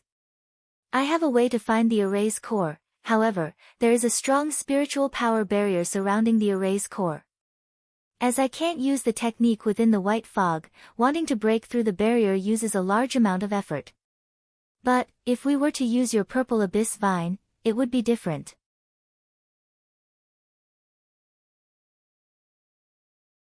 Chapter 301, Enemy on a Narrow Road. Heshi was shocked, but just as she was about to ask him how to find the array's core, her gaze suddenly focused on something in the distance. Almost at the same time, a happy voice traveled from within the white fog. Big brother, so as it turns out, you're here. We've finally found you. When Heshi heard this voice, the look on her face abruptly changed and a murderous glint appeared in her eyes. That was the voice of Feng Lianying. In the blink of an eye, more than 10 figures materialized one after another from the white fog to appear in front of her. In addition to Feng Lianying, who had a look of pleasant surprise on her face, walking beside her was Nie Jinchen and some disciples of the Luli sect. Most of these disciples were at the peak of Meridian stage, but there were also a few low-leveled gold core stage martial artists. Besides Feng Lianying and Nie Jinchen, amongst the people with them, there was also one other person that Heshi recognized. It was the third prince, Shengguan Rui, and his 2 gold core stage personal bodyguards that she'd met at the entrance of Hell King Manor. Heshi's face became very unsightly. She hadn't expected that the black-clothed man would actually be Feng Lianying's older brother. Not only that, but dealing with an enemy on a narrow road, in the midst of this white fog, she had unexpectedly bumped into this vicious white lotus, Feng Lianying. Sure enough, Feng Lianying's attention was so focused on the black-clothed man that she hadn't seen Heshi yet.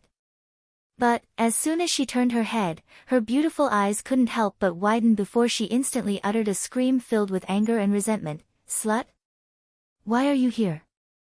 Heshi's hand clenched tightly around a vine of the purple abyss vine, while cold sweat seeped out of her palms. Although, on the surface, her face was expressionless as she sneeringly said, "Who is the slut that's calling someone a slut?"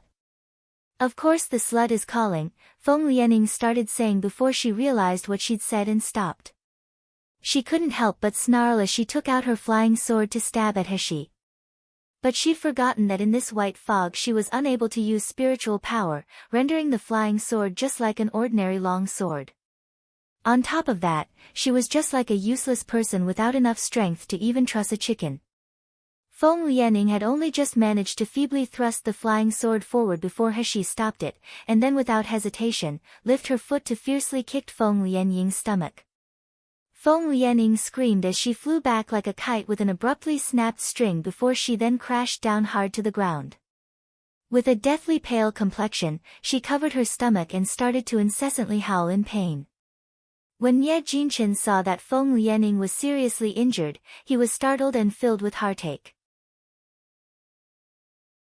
Quickly approaching her, he helped support her to sit up, and then stuffed a medicinal pill into her mouth. "Little sister Lianying, are you all right?" Feng Lianying clutched his wrist with her nails deeply embedding themselves into his flesh, and with a slightly hysterical voice said, "Kill him, kill that slut for me. I'll grind his bones into dust and scatter the powder." Okay. Little sister Lianying, rest assured, I will definitely take revenge for you." With that, Nie Jinchen suddenly stood up and bellowed towards the disciples of the Luli sect behind him, "Kill that stinky brat and dismember his body for me. Whoever ends up killing him, I will inform the clan head and recommend that they are allowed to become an inner sect disciple." After having said that, a green disc instantly appeared in his hand. At first, the disc didn't seem to be anything remarkable. Yet, when Nie Jinchen bit the tip of his tongue and allowed the blood to drip onto the disc, it suddenly lit up with a dazzlingly bright green light. The weapon that had initially lacked spiritual power fluctuations instantly absorbed a part of the spiritual power within the white fog and began to emit an intense aura. The elegant yet frail-looking teenager stood alone in the white fog, and with the purple-colored vine in his hand shuddering slightly, a corner of his mouth curled up to form a stubborn sneer.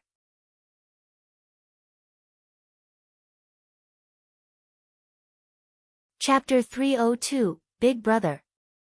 As 10 or so martial artists rushed towards her, Hashi was like a lone wolf being surrounded by a group of beasts. It was clear that in the next moment she would be torn to shreds, yet she didn't cower or show any signs of fear.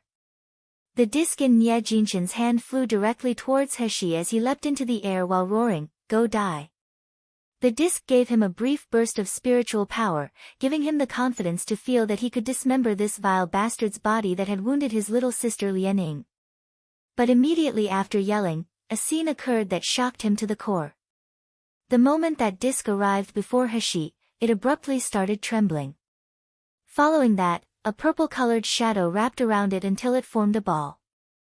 That purple shadow was, of course, a purple-colored vine and a fifth-ranked devil plant, the purple abyss vine. The purple abyss vine had been like an excited puppy as it dashed towards the disc, and in a short time, tightly wrapped its vines around it. Then, like a big mouth, the disc was swallowed whole. A crunching noise, similar to that of a chewing sound, came from the purple vine and mixed with a rustling sound caused by the purple vine swaying in excitement. In the deathly quiet fog, these sounds echoed in the surroundings and were particularly frightening. You! Nie Jinshin clutched his chest which was in pain and pointed to Hashi, asking with a trembling voice, "How can you use spiritual power within the white fog?" A smirk appeared in a corner of Hashi's mouth, and the purple vine in her hand suddenly transformed into a whip. Next, the whip fiercely slashed at the closest disciple of the Luli sect. That person was merely at the meridian stage, so being hit by the purple abyss vine's whip caused him to immediately wail in pain and fall to the ground, a bloody and gruesome wound visible on his body. Watching as Feng Lianing, the person who had bullied her in the secret territory, now trembled on the ground with blood flowing from a corner of her mouth, Hashi felt pleased in her heart. It seemed that this white fog wasn't entirely lacking in benefits. When Feng Lianing met Hashi's disdain-filled eyes, she was no longer able to bear it. So standing up, she at first staggered before she then rushed towards the black-clothed man, brokenly weeping, "Big brother, you must help me take revenge." The black-clothed man frowned, his expression gloomy and cold as he slowly asked, "You know him?" Feng Lianying's body was on the verge of collapsing as she gave him a sad and heartbroken look, and said in a trembling voice, "Big brother, that bastard is Shiyu. He cheated me and robbed me of my Zijin Palace inheritance. He also provoked the relationship between our Luli sect and Brother Yu. Obviously, he's a man, but he shamelessly seduced Brother Yu. Big brother, quickly kill that bastard for me." The eyes of the black-clothed man suddenly filled with frost. As his gaze fell on Hashi, he slowly stepped forward as he asked, "You seduced Nangong Yu?" Feng Lianing felt delighted in her heart. However, the expression on her face showed even more sadness and distress. "Big brother, the injuries to my body were caused by him. He also joined with Gu Lufeng of Xingda Hall to speak rudely to us of the Luli sect. They said that even though we were from the Feng family, we still wouldn't enter their eyes. I'm so angry it's unbearable and want to teach him a lesson. Who would have thought that Brother Yu, who has always loved me dearly, would be bewitched by such a bastard and wholeheartedly protect him? Such a lowly person who doesn't know shamelessness and is a vicious bastard like him, I will never allow him to live in this world. Big brother, please kill him for me." Nie Jinshin, who was standing to the side, quickly echoed what Feng Lianing had said with, "Young master, I personally saw Gu Lufeng injure little sister Lianing." At that time, Nangong Yu not only didn't help little sister Lianing, but he instead protected this loathsome brat. You must help seek justice for little sister Lianing.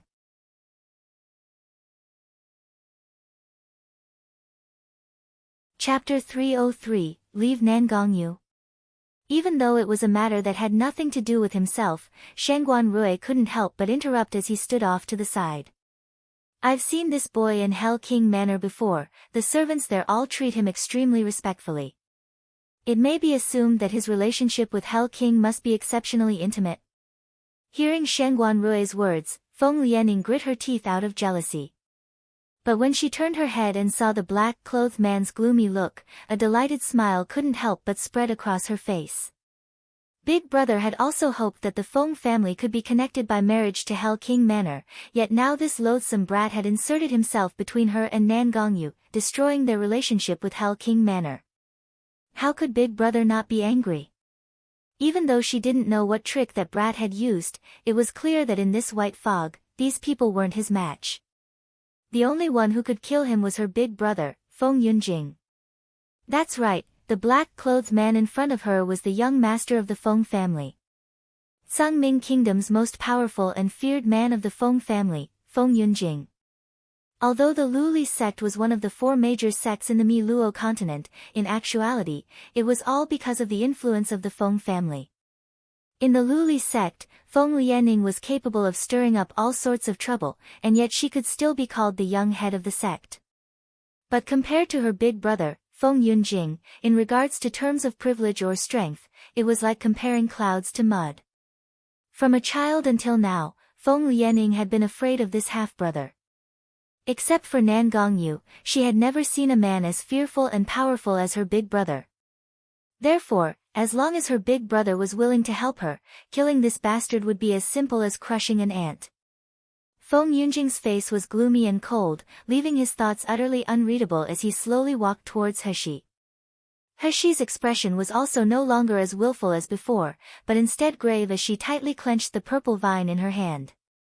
Feng Yunjing didn't make any moves to attack her.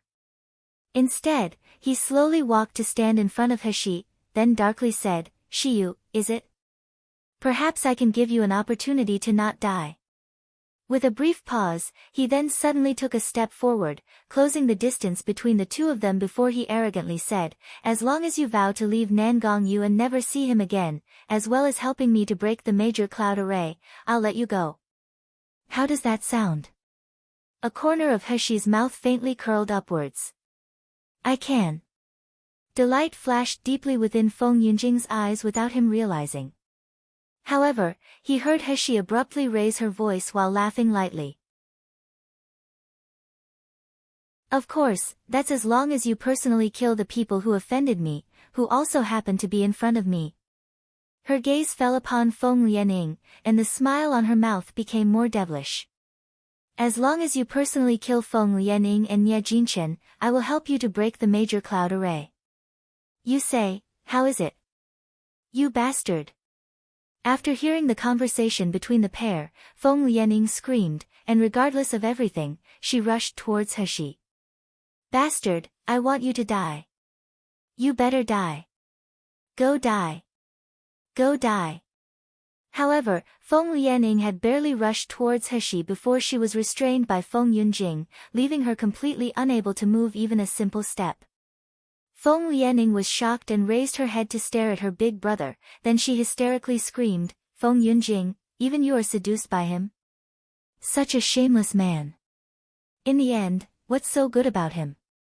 Aren't you afraid that if Daddy knows, pah?" The sounds of a slap echoed in their ears, and Feng Lianing was thrown to the ground by Feng Yunjing's hit. Lifting her head, she met with her big brother's dark and cold eyes, causing her to tremble all over. An unspeakable fear surged within her heart, draining her complexion to a deathly pale. "Big brother, I'm sorry, I didn't mean to say that. I said that out of anger." Feng Lianying's heart was full of fear, to the extent that her voice was trembling and making her words hard to understand.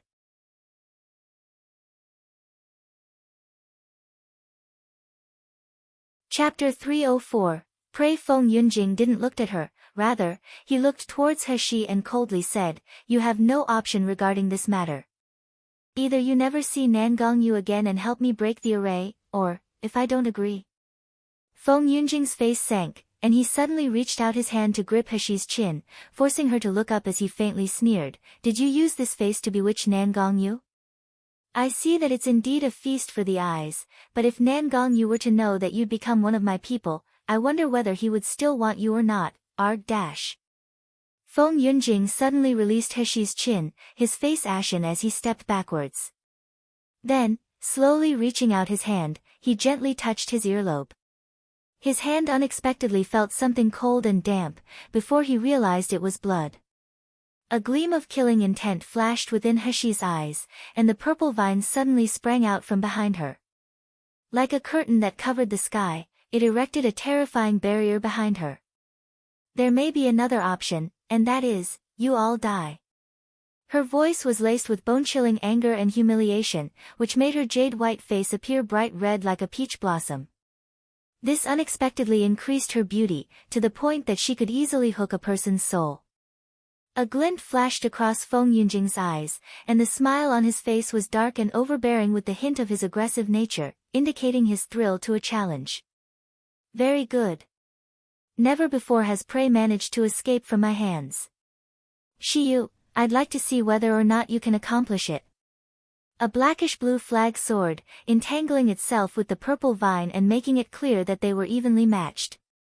A long sword appeared in Heshi's hand, and from the tip of the sword, countless shadow swords erupted that enveloped Feng Yunjing.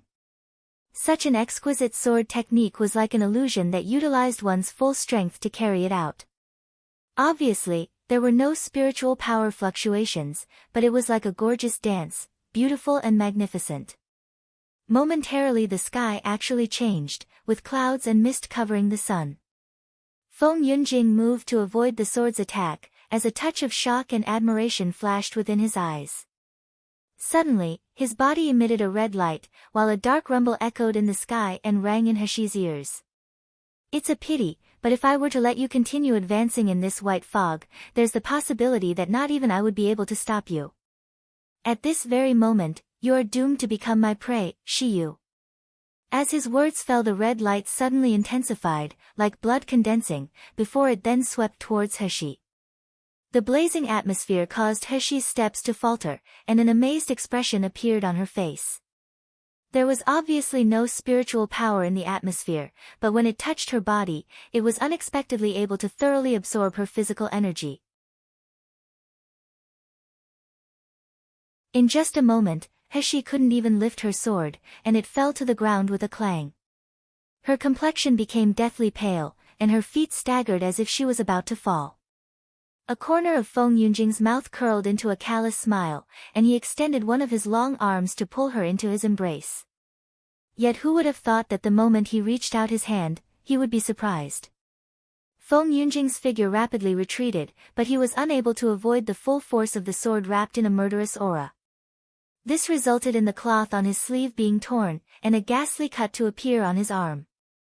Heshi's body became limp, yet instead of falling to the ground, she fell into a warm embrace.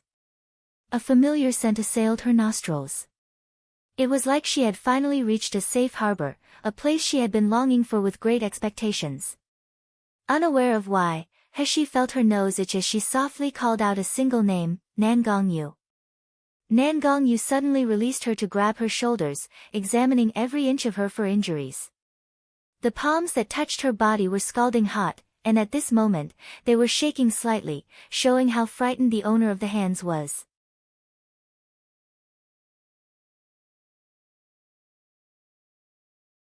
Chapter 305, If it's unreasonable this king indulges him, Nangongyu, I'm all right. My power is just depleted, that's all. Momentarily, Heshi was unsure whether to laugh or cry. In front of so many people, in the end, until when was this guy going to continue touching her? In response to her, however, Nangongyu gathered her into his arms and tightly embraced her. Shir. Fortunately you're all right. Fortunately, I found you, Shir. Heshi felt extreme pain, like her bones were being crushed. This man was acting like he wanted to fuse her to himself, making her unable to breathe. But deep in her heart, there flowed a warmth that she couldn't precisely pinpoint, making her restless, angry, and lonely heart of a moment ago become calm. It wasn't until a good while later that Nangongyu finally loosened his hold on Heshi, then turned towards Feng Yunjing. Feng Yunjing's eyes narrowed slightly, a cold and dangerous light gleaming within them. His gaze fell on Nangongyu's hands, one of which was firmly wrapped around the youngster's slender waist, while the other was helping to tidy up the youngster's hair now and then. It also regularly drifted down to stroke his warm and tender cheek, as if confirming his existence. The youngster, who was still confronting him with bared fangs like a fierce little beast a moment ago, was now nestled in Nan Gongyu's arms, looking utterly adorable and docile. The two people standing together and cuddling seemed like a pair of jade annulus made in heaven, both male and female as beautiful as a painting. So beautiful, it was unpleasant to the eye. Before Feng Yunjing had a chance to say anything, Feng Lianying's voice was heard sobbing behind him, "Brother Yu, why do you only care about whether or not young master Shi was injured? I was ambushed by him just a moment ago, and until now, my stomach is still in a lot of pain. Aren't you concerned about me even a little bit? In your heart, do our feelings for each other, over so many years, not even compare with this treacherous boy?" Heshi raised her eyebrows, and she couldn't help but step backwards from the hands that were looped around her body. Yes, she had just beaten up Feng Lianing. Moreover, after she'd finished beating her up, until now, she'd felt very pleased. She would like to see how Nan Gongyu would react when he saw that his beloved little sister Lianing had sustained an injury, and what's more, it was caused by her. Seeing her wanting to get away from him, Nan Gongyu's face sank. Suddenly, he reached out his hands to pull her back, firmly imprisoning her in his arms. His icy cold eyes landed on Feng Lianing, and slowly speaking with a calm tone, he said, "Shi is one of this king's people. Anything that he does, if it's justified, this king lets him do as he pleases, if it's unreasonable, then this king indulges him. If you're dissatisfied, then you can bring it up with this king. However, if anyone dares to lay a hand on Shi behind my back, then don't blame me for being impolite." Feng Lianing watched as Nan Gongyu said this with dagger-like eyes as he glared at Feng Yunjing. Fury flashed in Feng Yunjing's eyes, and he coldly asked, "Nan Gongyu, did you hit your head on something? For a guy with an unknown origin, you want to oppose my Feng family?" Following that, Feng Yunjing's gaze fell on Heshi while he grit his teeth, the voice leaving his mouth unexpectedly ruthless and irritable. "In the end, what method did he use to seduce you? His outstanding face? Lascivious body? Or maybe it was that skillful little mouth? If it's a man or woman like him that you want, then the Feng family can find a few more for you. For trash like him, you dare to offend our Feng family and abuse the kindness we used to save your life. Is he really worth it? Nan Gongyu, it's better for you to give him to me to deal with. How does that sound? Believe me, with such an outcome, both the Feng family and Hell King Manor will be satisfied." The coldness in Heshi's eyes suddenly intensified with his words, while rage surged in her chest to cause a strong murderous aura to overflow from her entire body.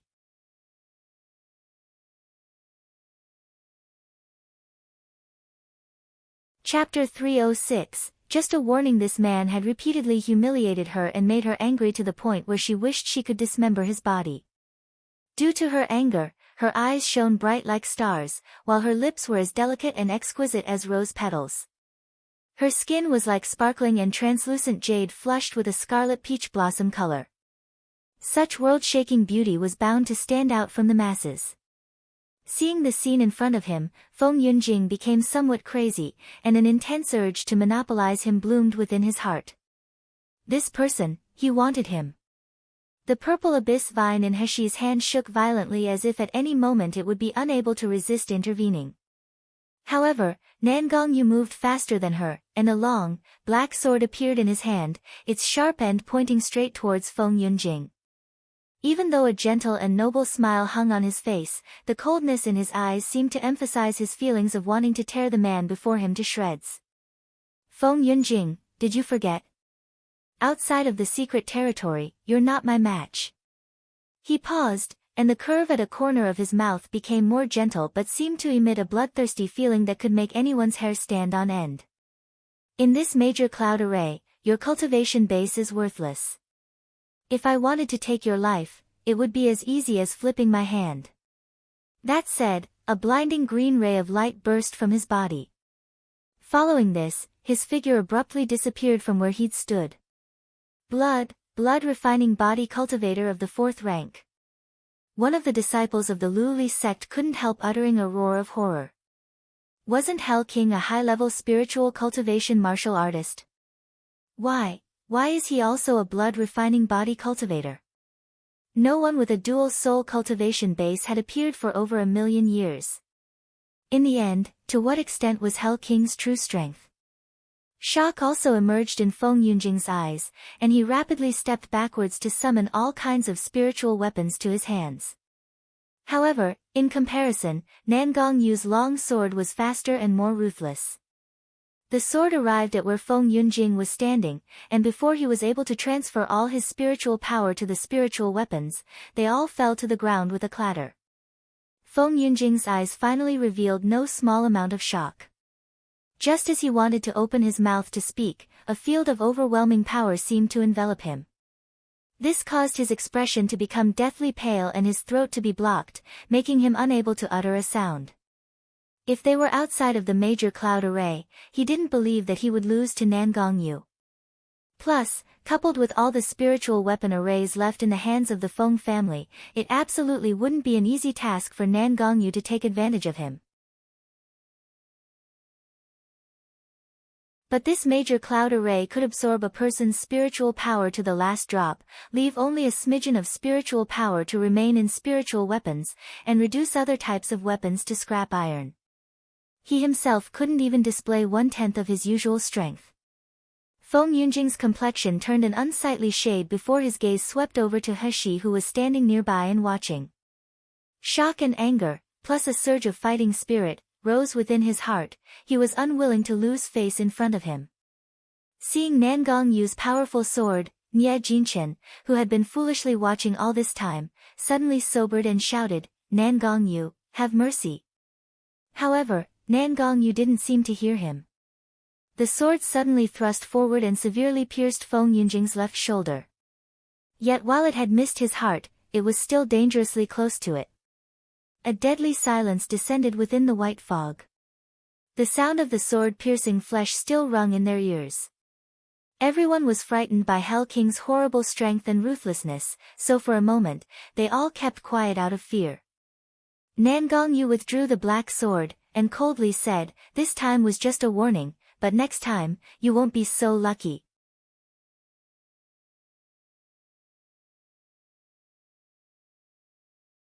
Chapter 307, Rare Treasure, Big Brother. It was at this time that Feng Lianing finally returned to her senses and she rushed over to support Feng Yunjing, but her hatred-filled gaze locked onto Nangong Yu. "Brother Yu, how could you be so heartless? For such a lowly person you even disregarded the kindness my Feng family has shown towards you?" Xing. Once again unsheathing the sword, it was then pointed straight at Feng Lianing. The gleaming cold tip of the sword was less than a centimeter away from her throat and had even managed to cut the delicate skin, resulting in a subtle amount of pain. A corner of Nangong Yu's mouth raised and he slowly said, "If it were not because of the kindness the Feng family had shown me, you all would have died in this white fog long ago. Even your bones would no longer exist." Feng Lianing still wanted to say something more, but when her eyes met with Nangong Yu's dark and piercing ones, her breath suddenly caught in her throat. With her face becoming pale, she was momentarily unable to utter a single word. All the disciples of the Luli sect rushed over, worried about the condition of Feng Yunjing's injury. Feng Yunjing pushed them all away, his fathomless black eyes examining the wound on his chest. But when he raised his head once again, his face held no trace of ruthlessness, only calmness. "Nangong Yu, is that person really that important to you?"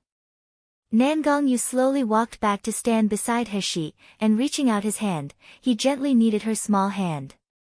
It wasn't until He had ignored him by flinging his hand away that he'd coldly looked at Feng Yunjing, and faintly said, "She is my treasure, a rare treasure that no one is allowed to covet or touch.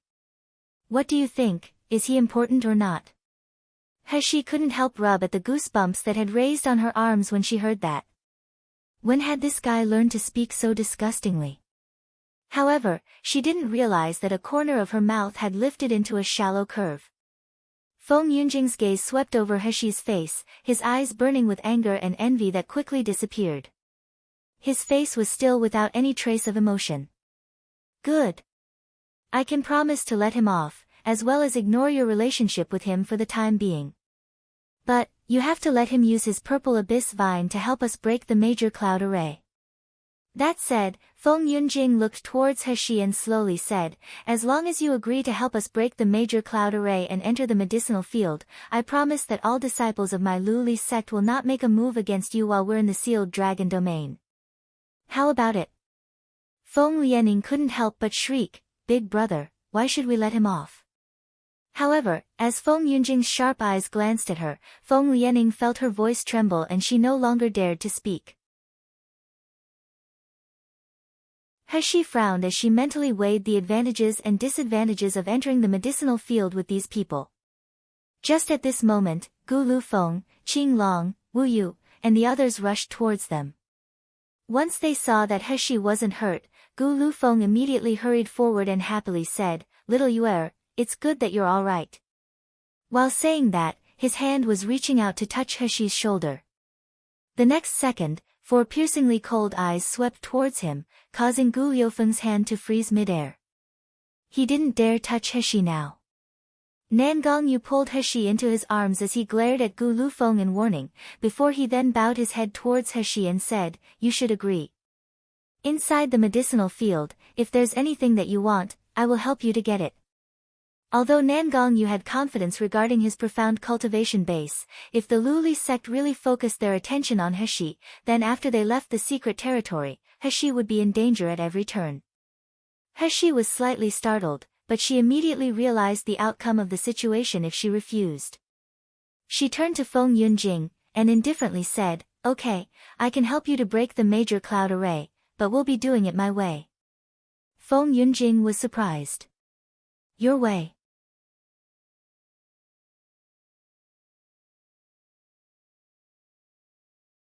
Chapter 308, 100 Herb Mist, correct. He laughed faintly. No need to spend time finding the array's core again, because as long as we directly find all 64 parts of the array's eye inside the major cloud array and break them together within a short time, that will suffice. Surprise flashed within Feng Yunjing's eyes, but before he could speak, Nie Jinchen had already exclaimed, Don't speak nonsense. With there being 64 parts of array's eye, how could we find and break them all in a short time? He sneered, and like a purple flame, the purple abyss vine in her hand soared, shooting away in all directions. Her voice was like ice crystals falling onto a jade plate, crisp and pleasant to listen to as she spoke with perfect confidence. Just because you're incapable of doing it, it doesn't mean that I am too. I have already found the locations of all 64 parts of the array's eye. Now, all of you just need to follow the directions of these 64 purple vines to break the array's eye. Everyone present, including Gu Lufeng, Qing Long, and the rest, all had their eyes wide open in shock. As they looked at the beautiful youngster before them, it was like we're looking at an unbelievable monster. The white fog was a place where nobody was able to use spiritual power, and concealed within it were the 64 parts of the array's eye. By just controlling a 5th-rank devil plant, the purple abyss vine, all 64 parts were easily found. How formidable would a person's divine sense be to be able to do that? How strong would their mental power be? Before them was a youngster who was merely on the foundation establishment stage. In the end, just how did he accomplish it? Feng Yunjing's burning gaze focused on the youngster surrounded by purple vines. The light within his eyes was like a burning flame, expressing his strong desire and determination to possess him. Nangong Yu took note of Feng Yunjing's gaze, and his long eyelashes slightly lowered, covering the sharp gleam within his eyes. With the guidance of the purple abyss vine, all 64 parts of the array's eye in the major cloud array were very quickly broken, one by one. The moment when the last part of the array's eye was shattered, He and the others felt an aggressive wind push against them. The white fog before them was swept away by something, and in a flash, it disappeared without a trace. Even the dampness in the air was suddenly restored to a more normal temperature. In the locations where all the parts of the array's eye had been, a bright light abruptly flashed, and a portal array appeared. Without a doubt, this was the portal door to the medicinal field, 100 Herbs Mist. He had already informed everyone that after all 64 parts of the array's eye had been broken, the time frame for the major cloud array to be disabled would be short. They had to take this opportunity to enter the portal array, or else, the subsequent white fog would be more intense and horrible than before. Therefore, almost at the moment when the portal array had appeared, the people of Hell King Manor and the Luli sect had immediately stepped inside. For the martial artists who were trapped within the white fog, unable to leave, once they saw the Luli sect enter the portal array, they quickly followed and entered the portal array too. After the time it took to take a few breaths, the white fog reformed and covered the road ahead with a hazy dampness, causing the remaining people within the white fog to scream in fright and despair. However, this was something that Hashi and the others were unaware of as they had already entered the medicinal field. As soon as she entered the medicinal field, Hashi's senses were assaulted with intense spiritual energy that was mixed with the pure fragrance of plants. Looking up slightly, her expression quickly changed into one of astonishment. The legendary treasure that countless martial artists had fought over, the medicinal field, 100 herb mist, was now before her. The medicinal field was really too large.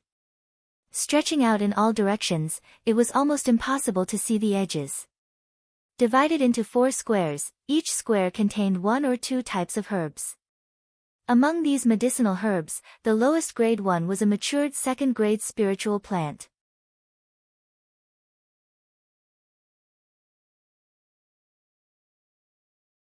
Chapter 309, Unlimited Craziness and Greed. The side of the medicinal field near where everyone stood, there were rare 4th grade and 5th grade spiritual plants. In regards to every herb, if just a single stalk was sold, the profit would easily be enough to support the entirety of a small sect. On top of that, many of the spiritual plants found here in 100 herb mist were uncommon. Hashi gazed into the distance and noticed that about a few hundred meters away, located approximately in the center of the medicinal field, there was a hill covered with green plants. The hill was approximately 4 to 5 meters in height, and looked neither special or majestic. Yet on the mountain, who knew what treasure was planted there, but it actually emitted a splendid multicolored light. While Hashi was studying the multicolored lights, she smelt the scent of a rich medicinal fragrance that was faintly emitted into the air. For a moment, she felt her blood race and itched to grab every treasure in the medicinal field, stuffing them all into her bag. However, such a burning desire lasted only a moment before she immediately became clear-headed and slightly frowned. This medicinal field, it seemed a bit odd. Whether it was because of the extremely expensive spiritual plants inside the medicinal field, or the intoxicating medicinal fragrance permeating the air, but the martial artists in the area seemed seriously out of sorts. Just then, from the side, there came the sound of everyone inhaling deep breaths before the sounds of exclamation and excitement reached Hashi's ears. Heavens! This is 100 herb mist. I'm not dreaming. I thought that I'd be trapped in the white fog forever and would die in there. I didn't expect to get in here.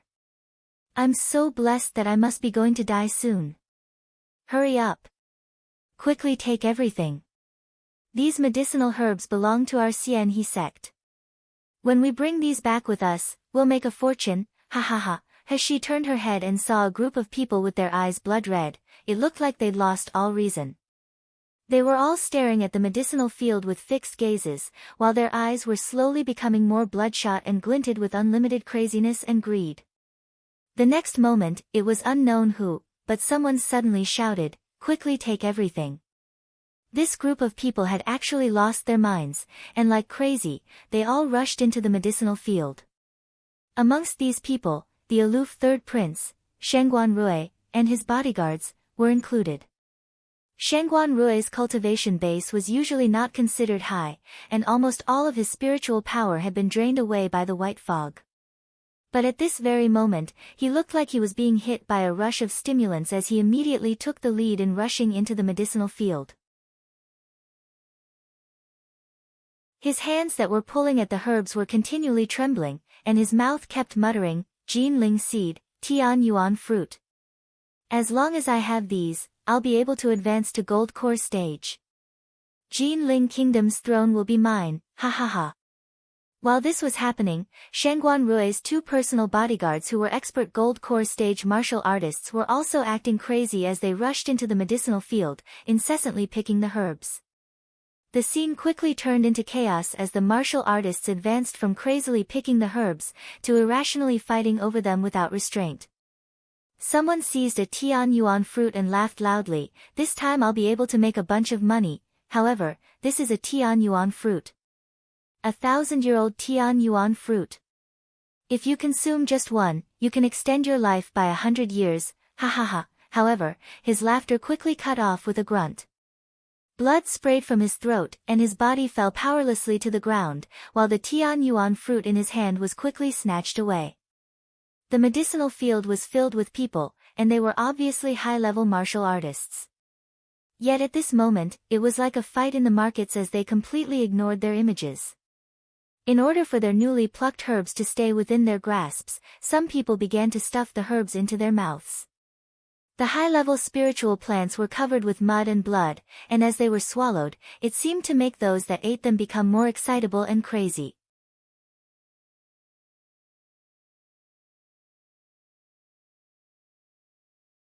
Chapter 310, Wait and see. In just a moment, the initially well-organized medicinal field was reduced to chaos. The air that had been permeated with the smell of medicinal herbs was now being replaced by the coppery/metallic stench of blood. Shortly, some of the best high-grade spiritual plants would be devoured by these insane martial artists. One of the bodyguards who had followed from Hell King Manor couldn't help but be anxious as he asked, "Young Master Shi, aren't we going to join in?" Seeing that the high-grade herbs in the medicinal field were going to be utterly ruined soon, they were getting somewhat restless. She shook her head. "This medicinal field is obviously weird, you need to be careful." It was reasonable to say that these martial artists who could enter the Greenwood realm, and manage to survive in the white fog, were absolutely not lacking in carefulness. However, as soon as they entered the medicinal field, they seemed to have lost all reason. Typically, their first priority after leaving the white fog with no spiritual power would have been to restore their spiritual power by meditation, while being aware of the possibility of other people attacking them. Even if they really wanted to collect medicinal herbs, they would have first fully prepared themselves. Otherwise, even if they got the herb they wanted, it would be snatched away by someone. Not to mention, these martial artists were directly stuffing the medicinal herbs into their mouths. Consuming the medicinal herbs this way would result in the effect reaching less than 1/10 of its potential, and instead, it could precipitate harmful impurities entering the body. Even if these people were greedy, it was impossible for them to make such a stupid choice. Unless, they'd all lost their minds. With this thought, Heshi's eyes couldn't help but scrutinize the area. It didn't need to be said, but Nan Gongyu, Gu Lu Feng, and the others in their group, calmly watched the chaotic scene before them as if they were watching a farce. Feng Yunjing and Feng Lianing were also both standing there majestically and motionlessly, showing that they hadn't lost their minds in the slightest. Even the disciples of the Luli sect remained in place, although they looked impatient, they didn't dare act rashly. Of course, it wasn't only these two groups of people who didn't lose all reason. Whether they were a martial artist on Meridian stage or Gold Core stage, those with strong resolutions had avoided being enthralled by the medicinal field. Only, although they weren't frenzied, they still had anxious looks on their faces. "Young Master Shi, even if this medicinal field is peculiar, if we don't do something soon, all the 5th-grade spiritual plants will be ruined. Our Hell King Manor has plenty of attention-focusing pills that can clear the mind and calm the soul. As long as we take one we won't become insane, so isn't it better for us to pick the herbs?" Another guard was finally unable to endure it any longer, and he said a bit urgently. Heshi, however, still shook her head. "We'll wait to see if any changes occur first." That guard couldn't help but to shift his eyes and look at Nan Gongyu. Seeing that Nan Gongyu had no intentions to refute Heshi whatsoever, his face revealed a somewhat irritable look. Heshi had barely finished speaking when Feng Yunjing heard Feng Lianing contemptuously say, "It's just a mere mind confusion, yet you're scared and want to withdraw first." She then gently looked at Nan Gongyu and said, "Brother Yu, I have assembling soul fragrance that was given to me by my master, it's the nemesis of mind confusion. In a moment, I'll light the assembling soul fragrance, and you guys can immediately go pick the herbs. I promise you won't lose your minds."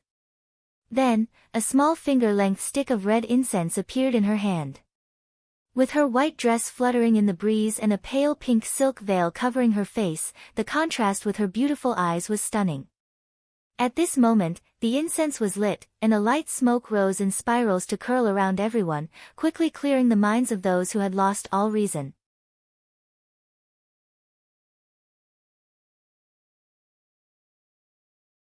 Chapter 311, The Safest Place. Everyone now had a relaxed expression on their face, and they were looking at Feng Lianying with gazes of admiration and gratefulness. All the martial artists in the medicinal field who had been killing each other and devouring the medicinal herbs gradually began to sober, each of them revealing a horrified and confused expression. Abruptly, there were sudden exclamations from the people that had sobered, so it was all thanks to Lu Li Sek's Ice Lotus Fairy. It's no wonder that she had such methods to easily dispel the mind confusion. Ice Lotus Fairy is indeed a person with a virtuous heart like in the legends. Everyone in the medicinal field can escape calamity today thanks to the help of such a fairy.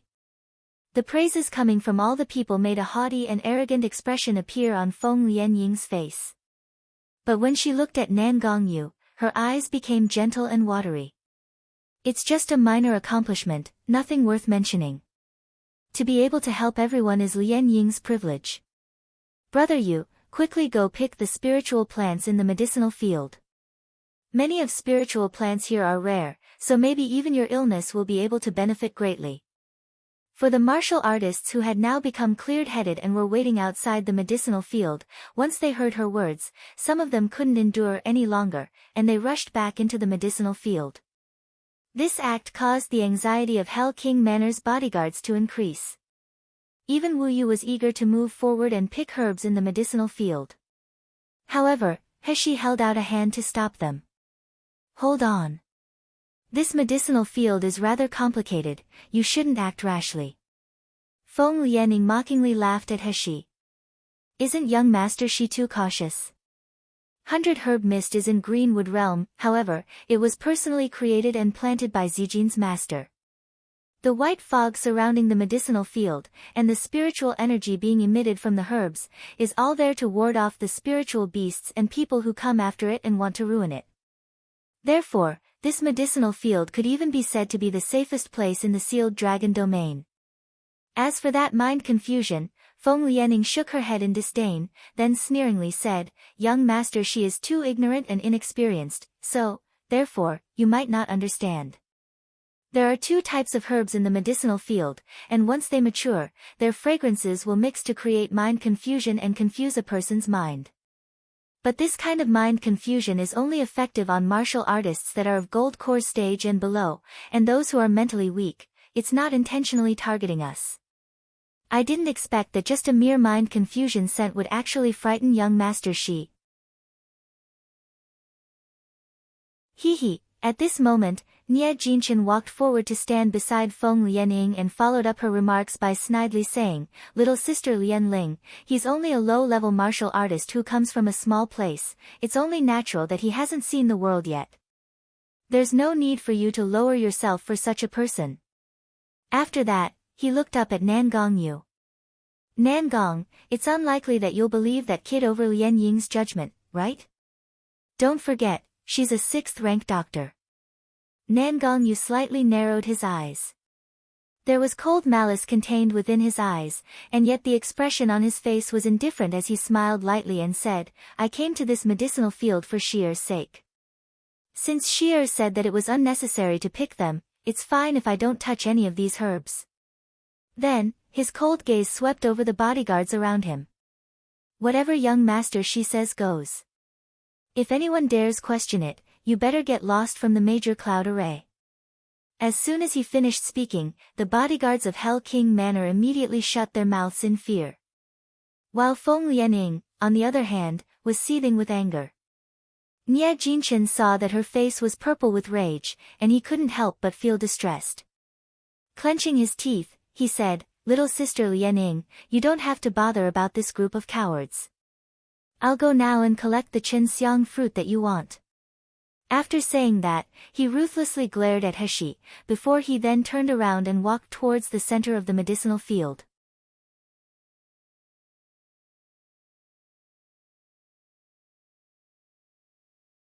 Chapter 312, Purgatory on Earth. Soon, Nie Jinchen had picked a 5th-grade spiritual plant, a chinxiang fruit.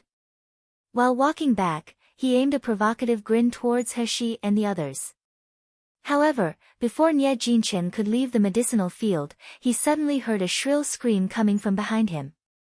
Nie Jinchen instinctively turned his head around and saw the shadows of 2 people emerge from the depths of the medicinal field. Specifically, the hill which was exuding the colorful rays of light. When the 2 people neared Nie Jinchen, and he could clearly see their appearances, he immediately released a cry of, "Ah!" It was unknown when, but the faces of the pair had been covered with blood blisters. The largest of the blood blisters were the size of grapes, while the smallest ones were the size of a woman's pinky nail. The blood blisters were squished together, some were purple, while some were dark red.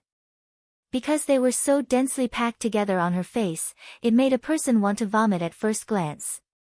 Their eyes were bloodshot, and as they ran, their hands uncontrollably scratched at their faces. This caused the blisters to pop and their faces to look like they were melting as filthy pus and watery blood streaked down their cheeks. Save me, one of them reached out his hand towards Nie Jinchen, his eyes full of pleading and fear. That hand trembled violently, and the fingertips were covered with a mix of red and white pus. In just a moment, it was about to grab onto Nie Jinchen's clothes. Nie Jinchen suddenly returned to his senses, and reacting like he'd seen a ghost, he shouted loudly and flew out of the medicinal field like a madman. The 2 people were unable to catch Nie Jinchen, so with hesitation, they changed direction and staggered towards the crowds. While they ran, they uttered wretched screams of, "Save me dash! Save me dash! I don't want to die." All of the people standing outside the medicinal field were stunned when they saw this scene, their faces showing alarm. However, the horror was far from finished. Those who had sobered within the medicinal field because of the assembling soul fragrance abruptly fainted without warning. While the martial artists who devoured the spiritual plant's whole found ugly red patches developing on their faces at a speed that was visible to the naked eye. These red patches quickly spread to cover their entire body, and there was a tendency for them to swell into blood blisters. The martial artists who had red patches spreading across their bodies continually twitched, and even though they were all in a coma, they still uttered pained groans. Their faces were contorted into expressions of agony. In the blink of an eye, the medicinal field that had just a moment ago been covered in martial artists rushing about like headless chickens had now become a scene of purgatory on earth. Nie Jinchen stared at the scene before him in horror. His face was pale, and absolute dread made his body slightly tremble. Suddenly, he came to his senses and threw away the jade box in his hand that had contained the chinxiang fruit like a frightened deer, his expression terrified. Gu Lufeng laughed and said, "I wonder who it was that just said that this medicinal field was definitely not dangerous and that our little Yuer had never seen the world. In the end, who is that hasn't yet seen the world?" His gaze landed on Nie Jinchen's hands. Clicking his tongue, he gloated as he said, "You just touched the herb directly with your hand, you might have been infected. When the time comes for you to also have the appearance of a zombie, tsk, it's a pity about your face." Nie Jinchen was so frightened that he staggered backwards and knocked into Feng Lianying, who had just walked over. Feng Lianying covered her sore nose that had bumped into him, and stared at the hellish scene of anguished wailing coming from the medicinal field, her face turning pale. Just a moment ago she'd almost followed them into the medicinal field. If she'd been infected and had had her appearance become so terrifying. Just thinking of the consequences made Feng Lianying's body become cold and her breathing to become heavy.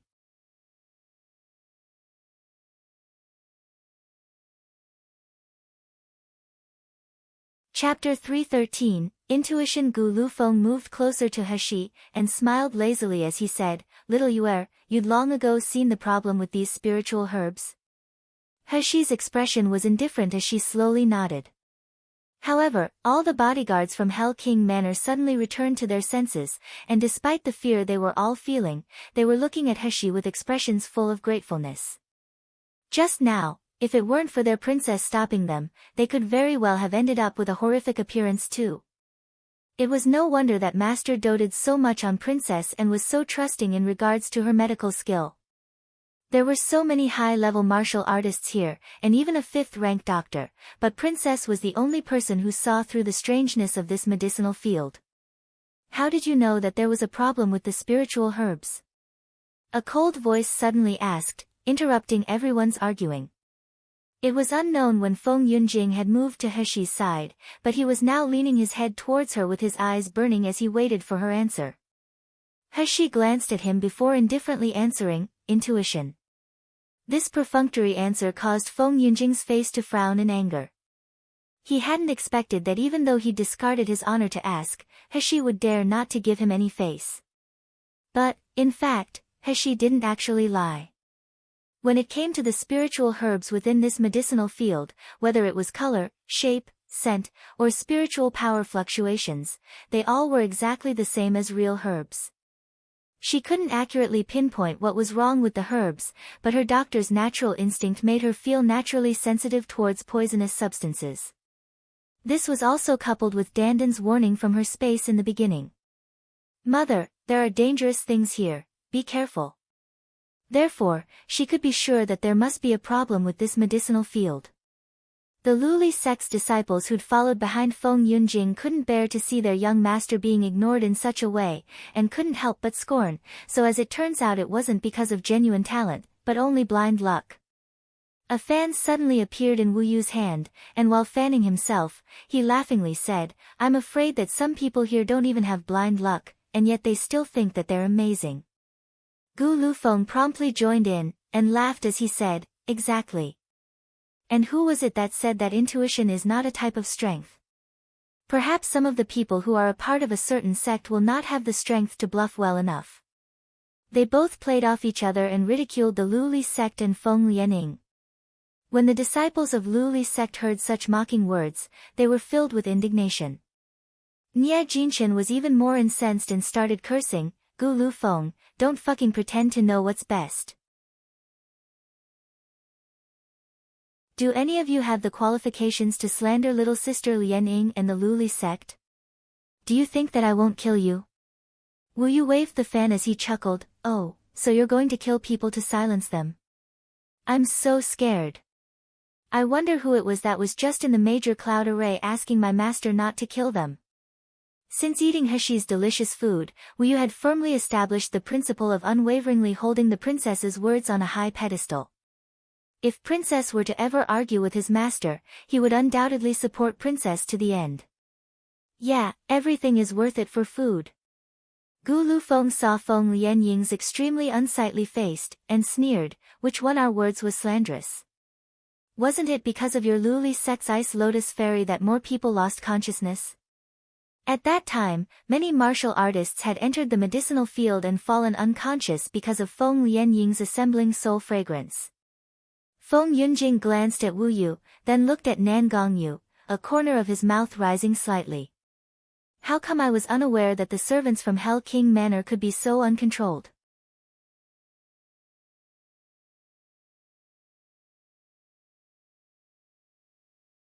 Chapter 314, Ice Lotus Fairy, Save Me.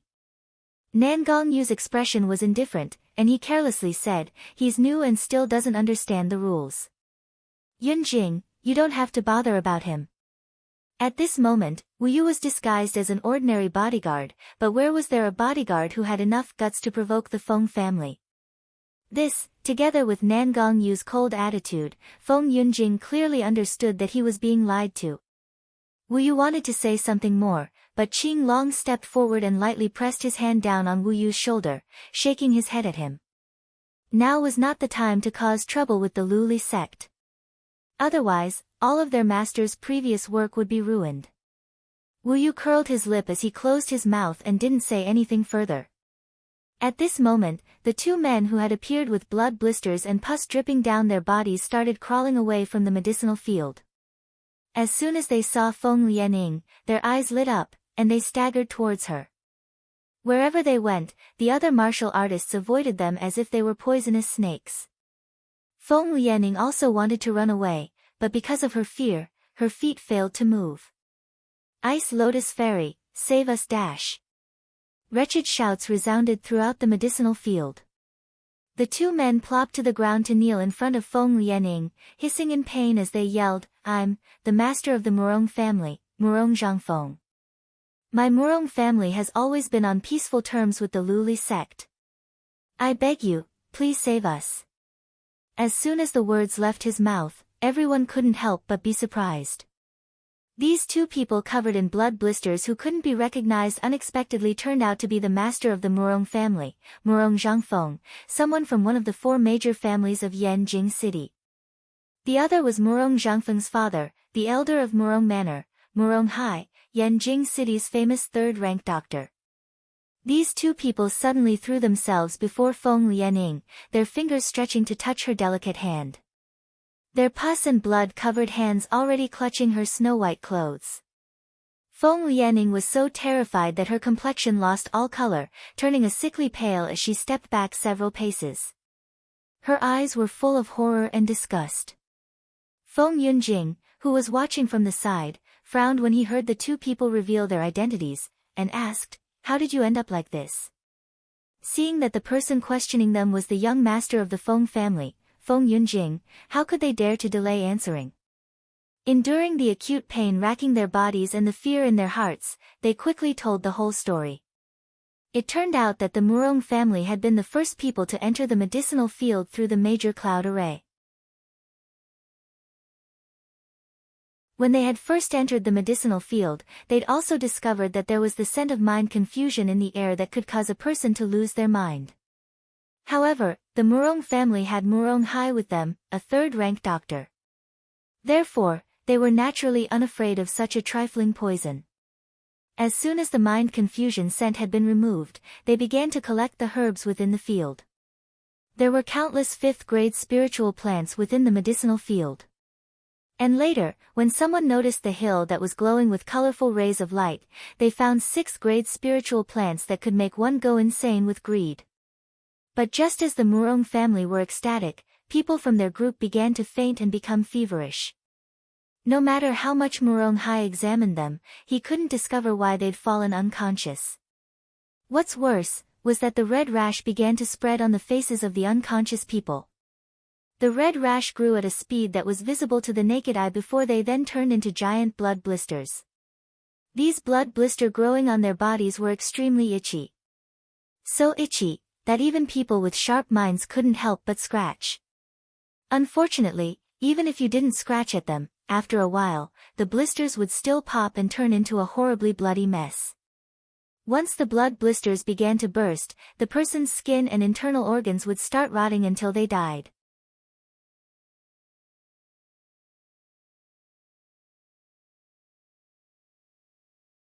Chapter 315, Distraught Gu Lufeng recalling the experiences of the past half an hour, Murong Zhangfeng's eyes were full of fear and despair. He didn't dare look at his own hands and feet, and he avoided even thinking about what his face looked like. He could only place all his hopes on Ice Lotus Fairy. Everyone knew that Ice Lotus Fairy was an intermediate member of the Doctors Association, and that she was also one of the best fifth-ranked doctors found on Miluo continent. We of the Murong family entered the medicinal field with 29 people, but now, there are only 2 of us who are still alive. The others are all dead, they're all dead, we don't want to die. Young Master Feng, please let Ice Lotus Fairy save us. Your Feng family's great kindness, our Murong family will certainly repay back 100-fold in the future. Of the 29 people, only 2 had survived. Fear was visible on everyone's face. Did that mean that all those unconscious martial artists in the medicinal field will die too? He and the others had initially been observing the development of things quietly, but then the Murong family had said that.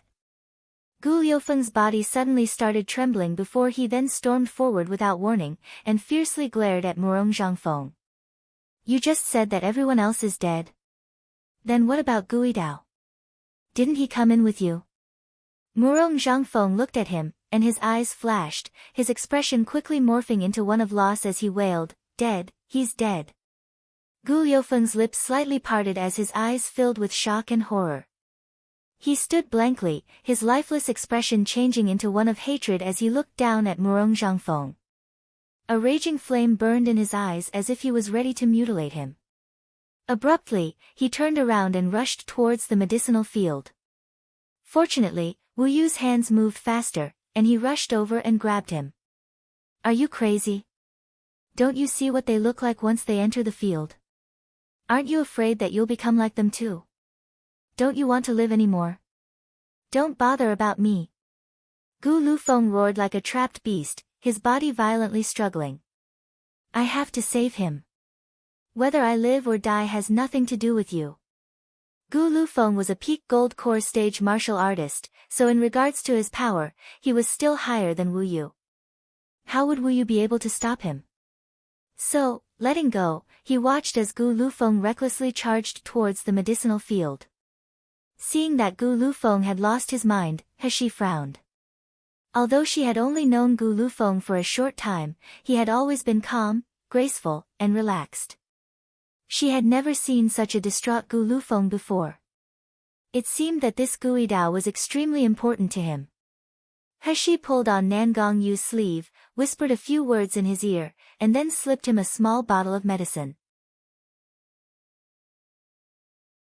A corner of Nangong Yu's mouth twitched, reluctance written all over his face. Sheer, you're so concerned about that kid, yet I haven't seen you be that good to me. Seeing Heshi glaring at him, he could only ignore his jealousy. Leaning close to Heshi's ear, he softly whispered, I can listen to your words and help him. However, you have to reward me later, Sheer. Without waiting for Heshi to respond, his figure had already disappeared. While Gu Lufeng, who had just reached the edge of the medicinal field, suddenly felt pressure like Mount Tai pressing down on him. Just as he was about to fight against it, Nangong Yu suddenly reached out and poured the medicine from the bottle into Gu Liufeng's slightly parted mouth. Spiritual energy began to swiftly fill the air, and the medicine instantly spread throughout his body. Gu Lufeng felt his eyes blurring before he then lost consciousness. You're tuning into the Blissful Bookshelf YouTube channel. We're so grateful for your support, and don't forget to subscribe to join us on this incredible journey through captivating stories. Your generosity through donations truly makes a world of difference, as it's the primary source of revenue that allows me to expand and enhance this channel for you. Thank you from the bottom of my heart for being a part of this adventure.